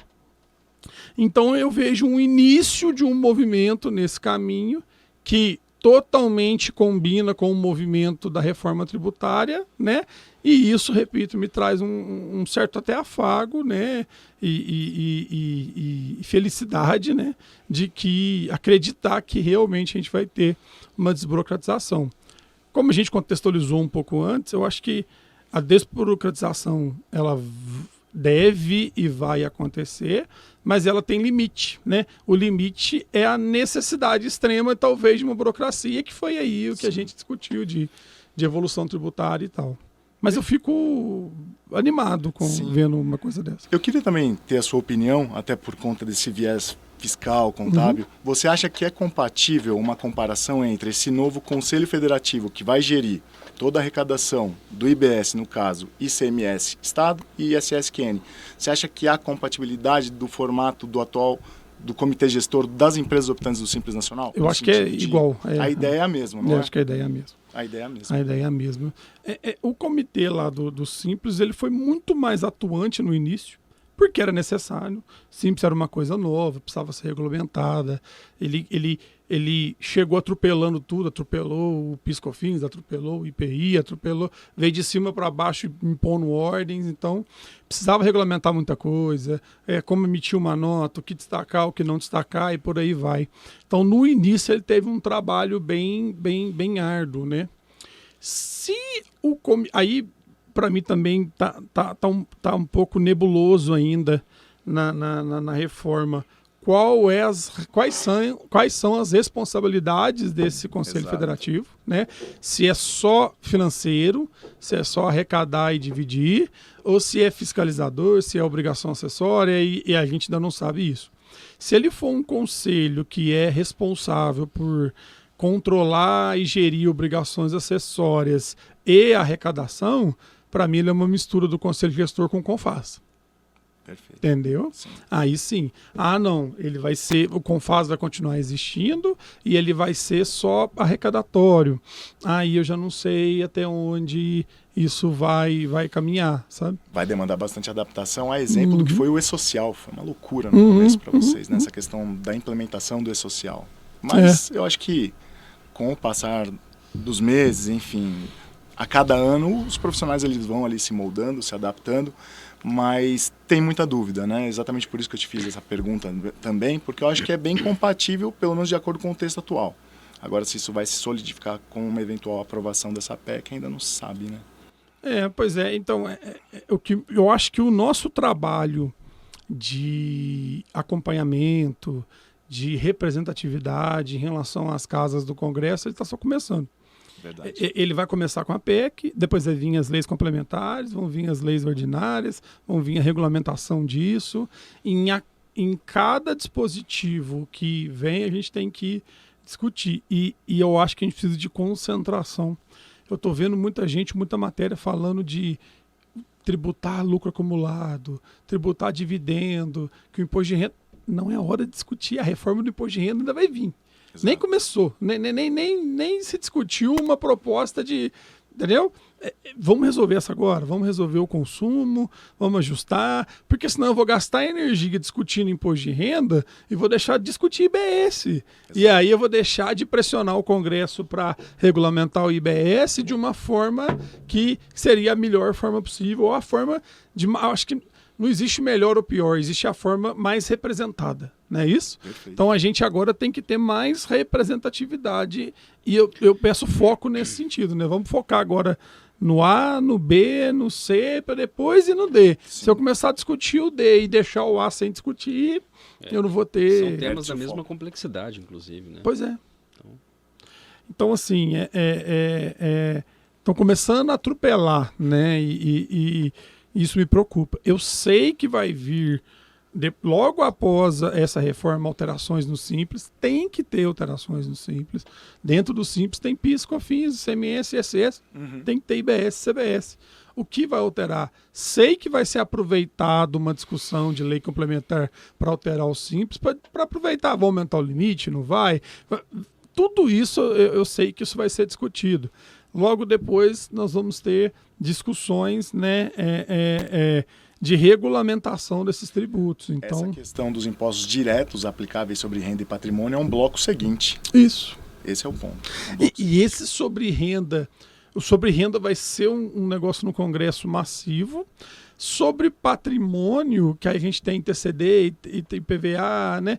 Esses acho que já passou um pouco nessa PEC, que vai ser uma discussão estadual. Sim. Se o Estado vai querer a progressividade do TCMD, vai ter que legislar. Eu acho que vai ter umas discussões mais... Tem uma lacuna ali já relacionada a TCMD. Já, Então, assim, eu acho que nós temos muito... Concluindo a minha fala, nós temos muito trabalho ainda pela frente, sim, muito acompanhamento a ser feito e muita coisa para discutir. Antes de iniciar a reforma do imposto de renda, entendeu? Eu acho que nós temos que ir com cuidado, né? Com cautela. vamos discutir primeiro esse, vamos resolver primeiro esse. Acho que o posicionamento do governo em já querer empurrar a reforma do imposto de renda pode atrapalhar essas discussões do restante, né? Ou pode, é só 2026, então vamos deixar a lei complementar para a última hora. Aí chega para a última hora, aprove uma semana e não se discute o que foi escrito. Então, assim, eu entendo que o governo acabou de ter uma derrota lá nos casos da subvenção, a arrecadação dele caiu, vai cair se ele não se mexer. Eu entendo o desespero do governo nesse sentido, mas não estou vendo com bons olhos esse atropelamento, né? Vinha essa reforma do imposto de renda discutir isso agora, sendo que nem regulamentou-se a primeira reforma. E as teses, né? Hoje a gente tem é um mercado já, né, cara? É um nicho de trabalho, já virou produtos, né, de serviços, já virou uma série de efeito em cadeia, né? Que eu falo isso para todos os meus clientes. O que a complexidade tributária atual traz para nós de bom? Brechas, né? Caminhos, né? Contestações, né? E aí é nessas brechas que a gente tenta realizar planejamento tributário, tenta identificar um ilícito tributário, porque se é complexo, a chance de eu errar é alta, né? Exato. Então, e ainda um temperinho as discussões judiciais. Aí vem, né, a ineficiência do nosso Congresso, a quantidade de legislação descrita de forma inconstitucional ou de uma forma incoerente, que a gente tem que discutir, a quantidade de decisões que tem nos tribunais sacramentando que aquilo foi feito de forma errada, e tudo isso traz oportunidades tributárias, não é isso? Sem dúvida. Eu vou logo na sequência passar para o Dr. Robson também a palavra, mas só fazendo uma breve introdução. O que são as teses? Tese no tributário é sinônimo de argumento. Sim. São argumentos apresentados ao Poder Judiciário no sentido de conferir legitimidade ao contribuinte para que ele possa restituir aqueles valores, compensar para frente esses valores no sentido dos impostos, dos tributos a serem pagos, a vencer, no caso. Então, assim, é de fato um mercado de muita oportunidade que muitas vezes o empresariado não tem acesso a essa informação. Existem, inclusive, no mercado muitos consultores que oferecem esses serviços, e aí que devemos, tanto nós, advogados tributaristas, quanto a contabilidade, pautada no trabalho técnico, compartilhar desse conhecimento com o empresário. Porque muitas vezes o empresário é comum, ele tem receio da exposição ao risco. Só que nós temos situações que são pacificadas e outras em que há uma certa controvérsia. Então temos precedentes favoráveis, precedentes desfavoráveis. Então eu vejo que é um mercado de muita oportunidade, pouco explorado, principalmente aqui no sul de Minas, independente do segmento, seja a indústria, seja o comércio, seja o serviço. Cada segmento tem sua peculiaridade, seus impostos de acordo com a atividade. Se eu me refiro a uma indústria, eu tenho IPI. Se eu me refiro a um comércio, eu tenho ICMS. As questões relacionadas ao serviço do ISSQN. Então, assim, existe uma série de possibilidades, além de um diferencial de mercado que é o que o Dr. Robson vai abordar aí também.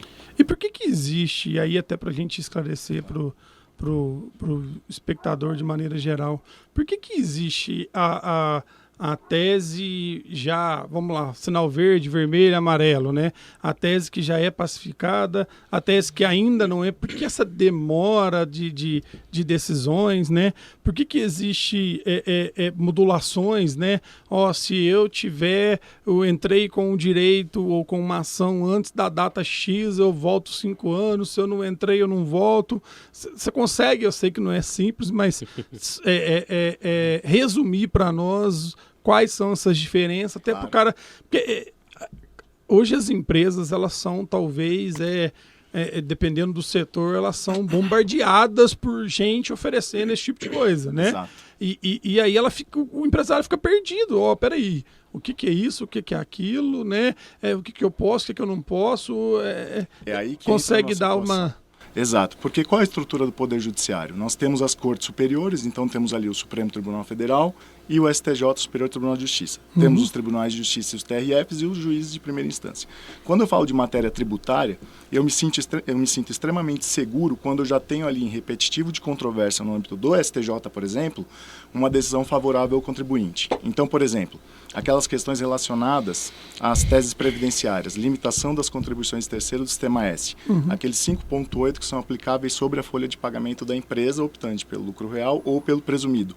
As grandes oportunidades de teses, elas estão mais vinculadas às empresas que optam pelo lucro real e pelo lucro presumido. Existem teses para as empresas optantes pelo Simples Nacional, mas é um mercado um pouco mais enxuto. Certo. Quando eu falo sobre outro viés importante, Felipe, o que acontece? Mesmo como advogado, eu procuro esgotar a via administrativa para, no momento oportuno, judicializar, se necessário. Eu vejo que o advogado tem muito essa necessidade da judicialização e muitas vezes ela não é sequer necessária, né, Robson? Então, assim, você tem ali a exclusão do ICMS base de cálculo PIS/COFINS, com modulação de efeitos, respondendo a sua pergunta, com uma certa garantia até por conta da repercussão geral do próprio Supremo Tribunal Foi chamada Federal. de tese do século, né? Tese do século. A derrota do século Exato. da Receita. E que deu margem para todas as outras teses, chamadas teses filhotes, uma série delas. E aí o que acontece? E o empresário, muitas vezes, por falta de conhecimento, às vezes ou até mesmo mal assessorado, judicializa uma questão que é extremamente pacífica pela jurisprudência, pela doutrina. Então, assim, e isso é muito comum, né? Então, acho que o papel dos profissionais da área do direito, da área da contabilidade, é trazer esse proveito econômico para a empresa com toda a responsabilidade. Então, eu tenho, por exemplo, ali, outra tese previdenciária, não incidência das contribuições previdenciárias sobre verbas indenizatórias. Poxa, um exemplo, questão dos 15 dias de auxílio-doença, salário-maternidade, vale-transporte, o aviso prévio indenizado. Tenho já um posicionamento das cortes superiores que favorecem o contribuinte poder, inclusive, restituir esses valores de forma administrativa. Entendi. Só que aí eu tenho o que acontece, que é comum, estamos falando de Brasil. Lá em 2020, nós tínhamos um posicionamento do STJ favorável ao terço de férias. Subiu para o STF, o STF hoje entende, tem uma decisão que é desfavorável. Entendi. Qual que é o papel dos profissionais da área? Compartilhar isso com o empresário, porque, em suma, a tomada de decisão é do empresário. O papel do profissional da área é apresentar as possibilidades, os riscos, e se ele entender de uma forma mais arrojada que é viável, avança. Caso contrário, não. E aí nós temos um diferencial de mercado que o Dr. Robson vai poder deliberar em relação ao tema contigo. Mas, para a gente concluir, podemos dizer, então, que se um determinado assunto já foi esgotado na justiça, já foi chegado em última instância, Sim. e ele foi discutido, por mais que a lei ainda não tenha alterado, o contribuinte já pode fazer uma revisão a nível administrativo. Sem dúvida, e aí que entra o seu trabalho, o meu trabalho. Nós entramos, inclusive, com a emissão de parecer técnico-jurídico ratificando as operações da contabilidade. É efetivamente um trabalho feito a 4 mãos. Inclusive, já fazemos isso no dia a dia, né? Com alguns clientes que pertencem à nossa carteira. Então, assim, é algo importante. A informação não chega até o empresário por uma questão óbvia, envolve a arrecadação. Claro, então, o fisco não dá publicidade não vai divulgar a isso. E é por isso que é importante o papel da contabilidade, do MCK, no sentido de apresentar com muita responsabilidade esse produto para o empresariado. Então, beleza. Então, eu fiquei quietinho em casa, não entrei com processo. Alguém entrou com processo, alguma DI, sei lá. Chegou a nível de última instância e foi decretado que aquilo estava errado. Então, eu paguei um tributo que, no fim das contas, o STF falou que eu não devia ter pago. Certo? Sim. Beleza. Podemos discutir depois por que não mudou a lei, uma série de coisas, mas eu acho que não vem o viés. Nesse sentido, eu não entrei, eu não pedi nada, eu vou fazer a nível administrativo. Qual que é o período que eu tenho para poder fazer esse ressarcimento? Em regra, são 60 meses a serem restituídos ou compensados, que equivale a 5 anos. Entendi. Né? Esse é o prazo, regra, 5 anos. Isso porque eu estou fazendo a nível administrativo. Administrativo ou judicial. Certo. Só que quando você judicializa, a depender da forma, por exemplo, se houve uma judicialização antes da modulação de efeitos, que é o caso que nós vamos compartilhar. Entendi. Por exemplo, um processo judicial, houve judicialização desse processo em 2003. Certo. A questão da exclusão do ICMS base de cálculo PIS e COFINS foi definida pelo STF em 2020. Houve toda aquela discussão entre 2019 e 2020. Entendi. Havia muita dúvida, inclusive, se seria o ICMS próprio destacado na saída. Né? Já houve a consolidação do próprio STF no sentido de são as notas fiscais do ICMS saída, destacado na saída. Então, o que acontece? Lá atrás, se o contribuinte ele tem a oportunidade de judicializar a questão, ele interrompe o prazo prescricional, ou seja, ele pode buscar, ele estende o prazo de recuperação além dos últimos 5 anos. Ou seja, se eu judicializei e o negócio ainda não estava pacífico, Exato. entendeu? Exato. Aí eu saio na frente, eu tenho Exato. os últimos 5 anos da data da judicialização. Exato. E aí, então vamos voltar na tese do século, na tese do PiscoFins. Se eu não me engano, foi abril de 2017 que foi a decisão e a modulação. O que é modulação? Isso. Março de 2017, 17. isso. Foi o que acontece. Em 2020, houve o entendimento do STF, foi quando ele modulou o efeito. O que seria a modulação de efeitos? É restringir um determinado lapso temporal. Então, por Entendi. exemplo, daquele período para trás, ele poderia recuperar. E aí foi dessa forma. Então, por exemplo, de 2022 até março de 2027, março de 2027 para frente, março de 2022, dão ali os 5 anos. Se você não optou por essa recuperação, esse crédito vai prescrevendo, você perde Entendi. o direito a recuperar esse valor. Entendi. Então, ou seja, o STF ele modula. Por quê? Porque ele entende que os impactos financeiros para o fisco Exato. são impactos que não são suportáveis. Então é uma forma dele Restringir. aliviar também, pôr pano quente e etc. Entendi. Exato. Só que quem entrou com a ação antes da modulação, esse cara não está sujeito à modulação, é isso? Ele sai na frente. Ele sai na frente. Ele entendi. sai na frente. E aí é que entra esse diferencial de mercado. Então, ó, gente, pra gente pra vocês entenderem isso. Então, ó, existem discussões tributárias que são judiciais. Essas discussões judiciais, na hora que elas são pacificadas, vamos dizer assim, na hora que elas chegam em última instância, a hora da decisão de última instância também é definida uma modulação. Então, se essa decisão for modulada, quem não entrou na justiça só pode pedir a revisão daquela data da modulação em diante. Quem entrou antes da data da modulação, ele pode retroagir 5 anos da data que ele entrou. Exato. Certo? Perfeito. Beleza, show de bola. Então, entendido. Agora eu quero ouvir o Robson. Parece que ele tem uma solução para essa modulação, né, Robson? Uma solução para modulação. Bom, é uma bem isso, mágica. né? É uma mágica, né? Então, assim, a gente vai contar a mágica, mas tem que contar como que faz a mágica, né? Entendi. Nesse caso, o mágico, ele só faz a mágica e é assim que ele lucra, né? Mas no caso da assessoria jurídica e contábil, você tem que contar como que faz a mágica. Mas antes de contar a mágica, eu vou tomar a liberdade de voltar um pouquinho até na pergunta que você Fica à fez vontade. e tirar um pouquinho do juridiquês, né? Porque a gente sabe que o canal, né, muitos empresários, então a gente tem que tentar tirar um pouquinho, porque quando a gente fala o juridiquês, a gente fala Até para uma corrigir outra se eu língua, falei alguma bobagem né? aqui também. Não, mas vamos lá. A gente tem que, para contar a mágica, a gente tem que entrar em aspectos bem conceituais. A primeira situação é prescrição. Estamos falando aqui, prescrição. Mas o que é prescrição? Prescrição é a perda do direito pelo decurso do tempo. Certo. A gente aprende na faculdade, no primeiro ano, talvez nas primeiras aulas, que o direito não socorre quem dorme. E essa máxima... Boa, direito não socorre quem dorme. E isso vale tanto para o Estado contra contribuinte, quanto contribuinte contra Estado.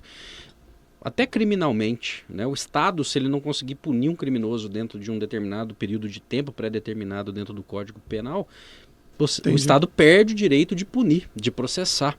Né? Porque como se o Estado fosse, olha, fui ineficiente, não posso mais te punir. Então isso acontece em todas as instâncias, na área civil, tributária, e a gente tem prazos que são regras gerais. Na área tributária, especificamente, a regra geral sempre são 5 anos. Então eu tenho 5 anos para cobrar do fisco qualquer coisa, e quando eu entrar, eu só posso cobrar os últimos 5 anos. Da mesma forma, o fisco também ele só pode entrar contra o contribuinte em até 5 anos, para cobrar os últimos 5 anos, né? E então esse é o conceito inicial. Isso é prescrição, é a perda do direito, do exercício do direito pelo decurso do tempo. E aí o que acontece? Quando nós falamos em teses, eu particularmente, não sei se o Dr. Bruno concorda, eu gosto de utilizar essa expressão, tese de prateleira. Porque nós temos o jurídico, né? Quem tem um departamento tributário, um departamento jurídico tributário, quem tem uma assessoria jurídica tributária, sabe que aquele tributarista vai dar uma assessoria personalizada. Vai entender o modelo de negócio dele, vai ver aonde que ele está situado, onde que estão as operações e vai tentar buscar ali oportunidades, e dali dessas oportunidades podem surgir teses personalizadas para ele. Olha, do jeito que você está aqui, onde você está, isso aqui parece que está errado. Vamos judicializar, vamos buscar administrativamente corrigir isso. Porque a legislação ela é muito ampla, né? Teve até um advogado tributarista que fez um compêndio, deu um livro, né? Botou lá em Brasília na frente, assim, um livro gigantesco, sentou em cima, né? Tinha escada. Saiu no Guinness Book, Saiu no Guinness Book, tamanha a complexidade da legislação, porque nós temos a nível estadual, municipal, federal. Então, desses contornos podem surgir teses personalizadas, e isso é o trabalho da assessoria jurídica, é o que o MCK faz e que as outras assessorias deveriam fazer. No entanto, nós temos teses de prateleira. Teses de prateleira são aquelas teses que elas funcionam praticamente para qualquer empresa. Entendi. Né? E então o que acontece? Essas teses de prateleira, elas nasceram de alguma forma, em algum jeito. Algum dia alguém parou, pensou, falou, cara, isso aqui tá errado. Isso aqui tá errado. Isso aqui, pera lá, ICMS... PIS e COFINS, em cima do PIS e COFINS. Então, PIS e COFINS. Não, isso aqui está errado, isso aqui não pode. E esse alguém chegou e falou, vamos judicializar? Entendi. E provavelmente a resposta do cliente dele foi, não, você está louco? Eu vou ser cobaia dessa tese aqui que você inventou. Vou cutucar a onça. Vou cutucar a onça. E a gente sabe por experiência que quem judicializa algo contra a Receita, a tendência é, então vamos ver se tem mais coisa aqui que você fez errado aqui, né? Então o empresário ele sempre tem uma postura conservadora, porque ele tem medo de ser fiscalizado, autuado e vir outras coisas por conta disso. Então ninguém quer entrar com uma ação para discutir uma tese que o contador maluco ou o tributarista doido pensou. Mas alguém um dia convenceu alguém para levar essa tese em discussão. Então o ICMS, PIS e COFINS, algum dia alguém judicializou. Alguém quis judicializar. E aí essa tese foi na justiça de primeira instância, recorreu e foi indo. À medida que foi chegando nos tribunais e foi tendo decisões favoráveis, os outros, eu também vou entrar. Também quero. Eu também quero, e vamos indo. Vamos. Nossa, lá tá no STJ, o STJ votou favorável. Vamos, tá lá no STF. E o STF tá lá julgando favorável, virou jurisprudência, vamos judicializar. Só que aí chega num momento em que o STF fala, cara, tem muita ação aqui. Parou, vou julgar uma. Entendi. E o que eu fizer, eu vou dar repercussão geral. Entendi. E modulação dos efeitos. Quando a gente fala modulação dos efeitos, a gente não pode restringir somente na questão do prazo. A gente tem que pensar na questão de quantitativo, valorativo, temporal. Entendi. Então a sua decisão vai valer para os demais. Mas quem chegou primeiro, ele tem já um direito adquirido pelo tempo que ele entrou e o que ele requereu. Entendi. Então é assim, quem entrou antes bebeu água limpa. Nós estamos falando aqui o ICMS, PIS e COFINS como um exemplo, mas isso aconteceu com todas as teses de prateleira, né, que hoje são aplicadas. E no caso do ICMS, PIS e COFINS, a data foi março de 2017. Isso. Então quem entrou com a ação pós-março... Uma situação... ficou sujeito à modulação, ou seja, retroagiu só até março. Exato. Quem entrou com a ação antes de março ganhou 5 anos para trás. Prescricional, exatamente. Beleza. E aí que surge o grande barato, né? Que é um produto que eu lembro, só para contribuir, que no dia que ia ter a votação, uns 2 dias antes, acho que foi divulgado, eu liguei para vários clientes nossos, todos que eram da carteira na época, falou, vambora. Entra com a ação, corre aí, procura teu advogado, porque vai decidir e você vai garantir os últimos 5 anos. Exatamente. E aí que vem a situação, né? A gente, justamente por passar por essa situação de criar teses, entrar e a empresa ficar reticente, nós começamos a pensar o seguinte, falei, poxa, mas pera lá, os meus clientes estão todos com medo de entrar com a ação, né? Eles têm medo de se expor ao fisco, tem que pagar custas e se perder ainda tem que pagar sucumbência e ficar marcado pelo fisco. Como é que eu vou fazer ele entrar com essa ação? Porque o barato é ele entrar antes, quando ninguém entrou, né? Ele ser o primeiro. Ele acreditar, apostar. Ele acreditar e apostar. E aí a gente teve uma sacada foi o seguinte, poxa, e se eu botar esse cara dentro de uma associação? eu vou pegar, vou jogar ele dentro de uma associação e vou falar para a associação, cara, eu vou trazer uns 100 empresas aqui, porque eu vou entrar com uma ação para elas.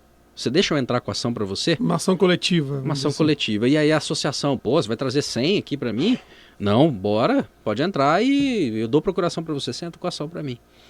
E aí a gente começou a colocar as empresas dentro das associações e começou a entrar com ação pela associação. Entendi. Porque aí acontece um instituto jurídico que se chama substituição processual. Substituto processual. A associação é quem é o polo ativo do processo. Não é mais a empresa. Então a empresa não vai ter seu CNPJ exposto para o fisco. Quem vai estar litigando vai ser a associação. E por que eu me associo a qualquer associação? Benefício, óbvio, né? Exato, Toda empresa associada tem um convênio, tem representatividade, palestras, tem... enfim, beleza, entendi. né?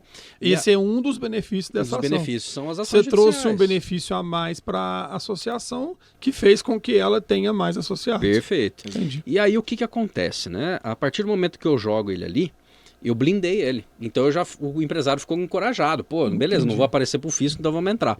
Só que aí ele tem outro benefício, que é a isenção de custas. Que por força de lei, a associação, sem fins lucrativos, ela não paga custas. E se ela não paga custas, ela não paga sucumbência. Entendi. Então você matou ali uma tríade. O cara, ele não se expõe e ele não paga. Então, os dois medos que ele tem de entrar com a ação. Qual que é o risco dele? Zero. O risco é ele ganhar. Né? Sair do 0 a 0 ele não vai perder, ele não vai ter prejuízo. Só que aí a gente mira numa coisa e acerta a outra. Porque se eu não vou expor meu cliente, se ele não vai pagar custo, se ele não paga sucumbência, o risco dele é zero, a hora que eu escutar uma movimentação no meio contábil ou no meio jurídico da possibilidade de uma discussão sobre uma tese, puf, eu entro com a ação. Tá. Eu vou entrar com a ação. Vocês estão falando, eu entrei. Você garante para a associação a não modulação. E exatamente, o que eu vou fazer? Entendi. Eu travei o prazo prescricional. Então, para exemplificar, né, já que nós estamos falando do ICMS, o ICMS PIS/COFINS nós entramos em 2008. Entendi. Para várias associações, porque é lógico, não adianta eu pegar um hospital e botar ele numa associação de indústria. Entendi. A Receita, a hora que eu for fazer a compensação, mas pera lá, o que é isso? Não tem... Para você abarcar uma quantidade maior de clientes, você pegou Então, várias associações diferentes. que abarcam o maior número de possíveis de clientes. Entendi. E aí, o mais heterogêneo possível, e aí a gente, né, judicializou. E aí o que acontece? A partir desse momento, significa que qualquer empresa que eu pegar hoje, eu já fiz ICMS, PIS e COFINS. Já eu pedi já administrativo. fiz o ISS. Meu advogado fez para mim, tá. Mas ele fez quando? Ele fez em 2019. Então você recuperou até desde 2014. Mas ele entrou, tá. Beleza. Eu posso recuperar para você desde 2003. Então eu... Peraí, mas eu consigo me associar agora e retroagir esses efeitos? Exatamente. Em 2009, houve uma discussão a respeito disso, envolvendo sindicatos. E aí a ministra Carmen Lúcia era relatora de um processo e ela disse o seguinte, a ementa, né, do acórdão dela, né, no STF, foi no sentido de que qualquer associação ou sindicato, qualquer associado ou sindicalizado, ao entrar, pessoa jurídica, tá? Ao entrar na categoria, entrar para a entidade, ela pode usufruir todos os seus benefícios, inclusive os decorrentes de ação judicial. Então, o que acontece? Hoje, quando você vai fazer uma compensação, por exemplo, da parte fiscal, que você entra lá no ECAC, você habilita o crédito que você calculou e você vai mencionar, mas qual é a origem, né? Porque o ECAC ele pede qual que é a origem. Então, você vai mencionar o processo que está dando origem e vai juntar a sua carta de associação. Comprovando que você é associado. E você pode associar depois, porque a interpretação é, cara, ele não entrou só para descontar o processo. Ele entrou porque ele quer todos os benefícios daquela associação. Tem e ele pode usar, plano de saúde. E o judicial ele pode usar também. Então, enquanto você estiver compensando, você então, sendo essas associado, ações virou um né, produto da associação para a associação poder agregar associados, basicamente. Isso virou uma prática, né? Para nós virou uma prática. Mas a grande situação é a seguinte, qualquer tese de qualquer advogado, de qualquer contabilidade, a gente sempre vai travar. A estratégia nossa é essa. Só que nós temos nos últimos tempos, talvez nos últimos 15 anos, várias teses que têm um volume financeiro muito grande, como é o ICMS, da base do cálculo PIS e COFINS, mas nós temos também PIS e COFINS, insumos, o alargamento de insumos. Tem gente que falou assim, mas eu entrei com isso. Pois é, mas você não tem um alargamento. E nós temos ação. A questão, por exemplo, do Sistema S. Cara, retroagiu, transitado em julgado desde 2014.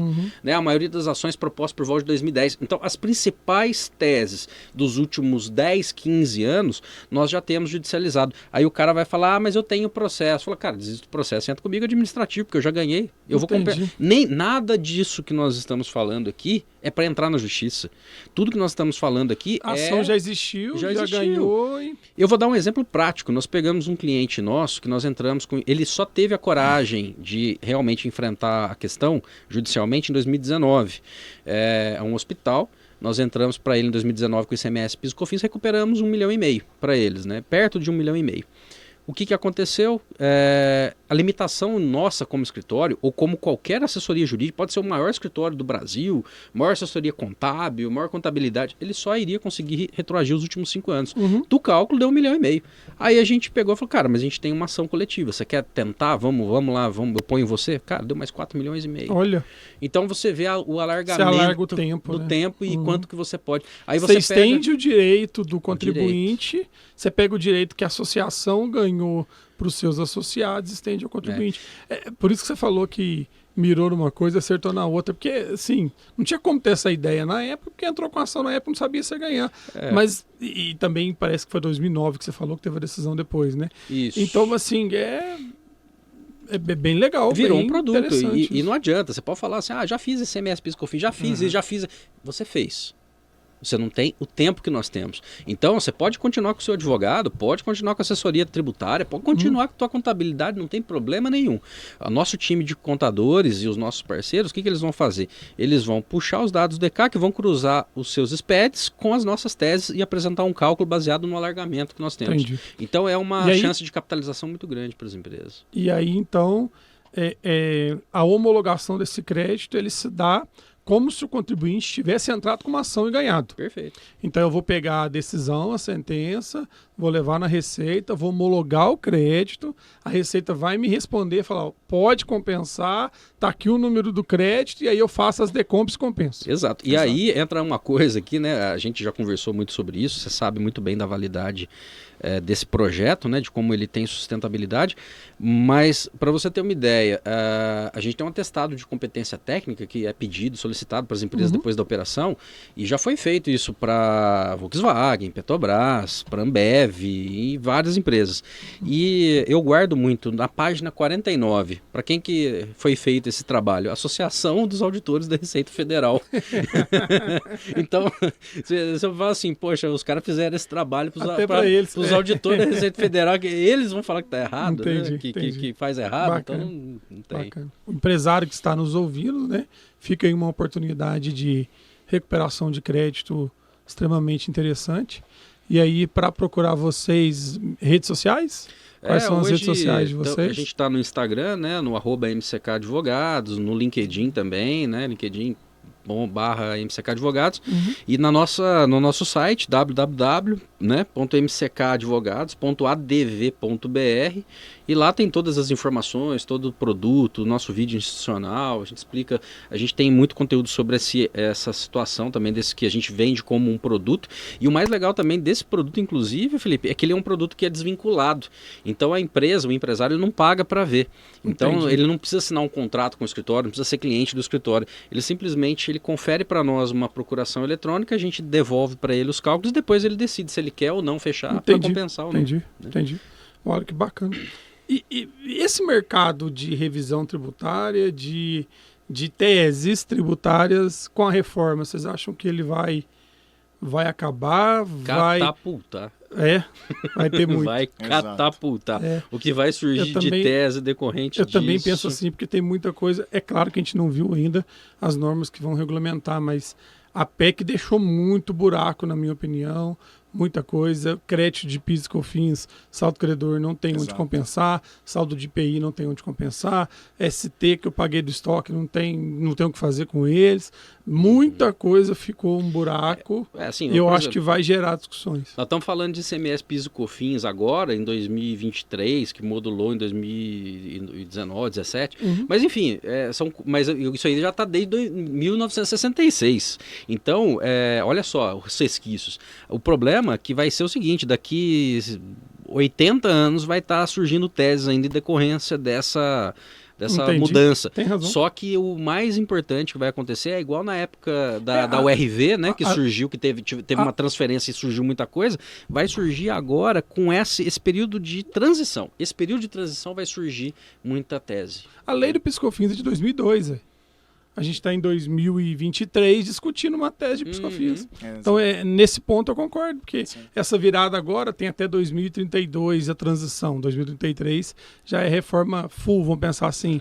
Mas ainda vai ter discussões que, sei lá, 2040, 2045, nós vamos estar discutindo um tributo que talvez foi pago a maior na virada da PEC, que é bem pontuado, não tinha pensado por essa visão, né? Então, ou seja, esse mercado, vamos dizer assim, né? Essa oportunidade para o contribuinte não vai continuar existindo. Sem dúvida. Inclusive novas teses surgiram. Novas teses, é isso aí. Bruno, Robson, nosso tempo já estourou. Muito bom discutir assunto tributário, assunto empresarial, né? Nosso lema na contabilidade é gerar economia em conformidade para os nossos clientes. Então, toda discussão que possa gerar alguma economia, alguma desde que seja em conformidade, a gente sempre endossa. Então, é muito bacana sempre discutir isso. Muito obrigado pela participação de vocês. Sucesso à MCK, né? Que vocês continuem traçando esse caminho, traçando essa história, né? E que continue sempre atendendo bem seus clientes e tendo a manutenção dos clientes, né?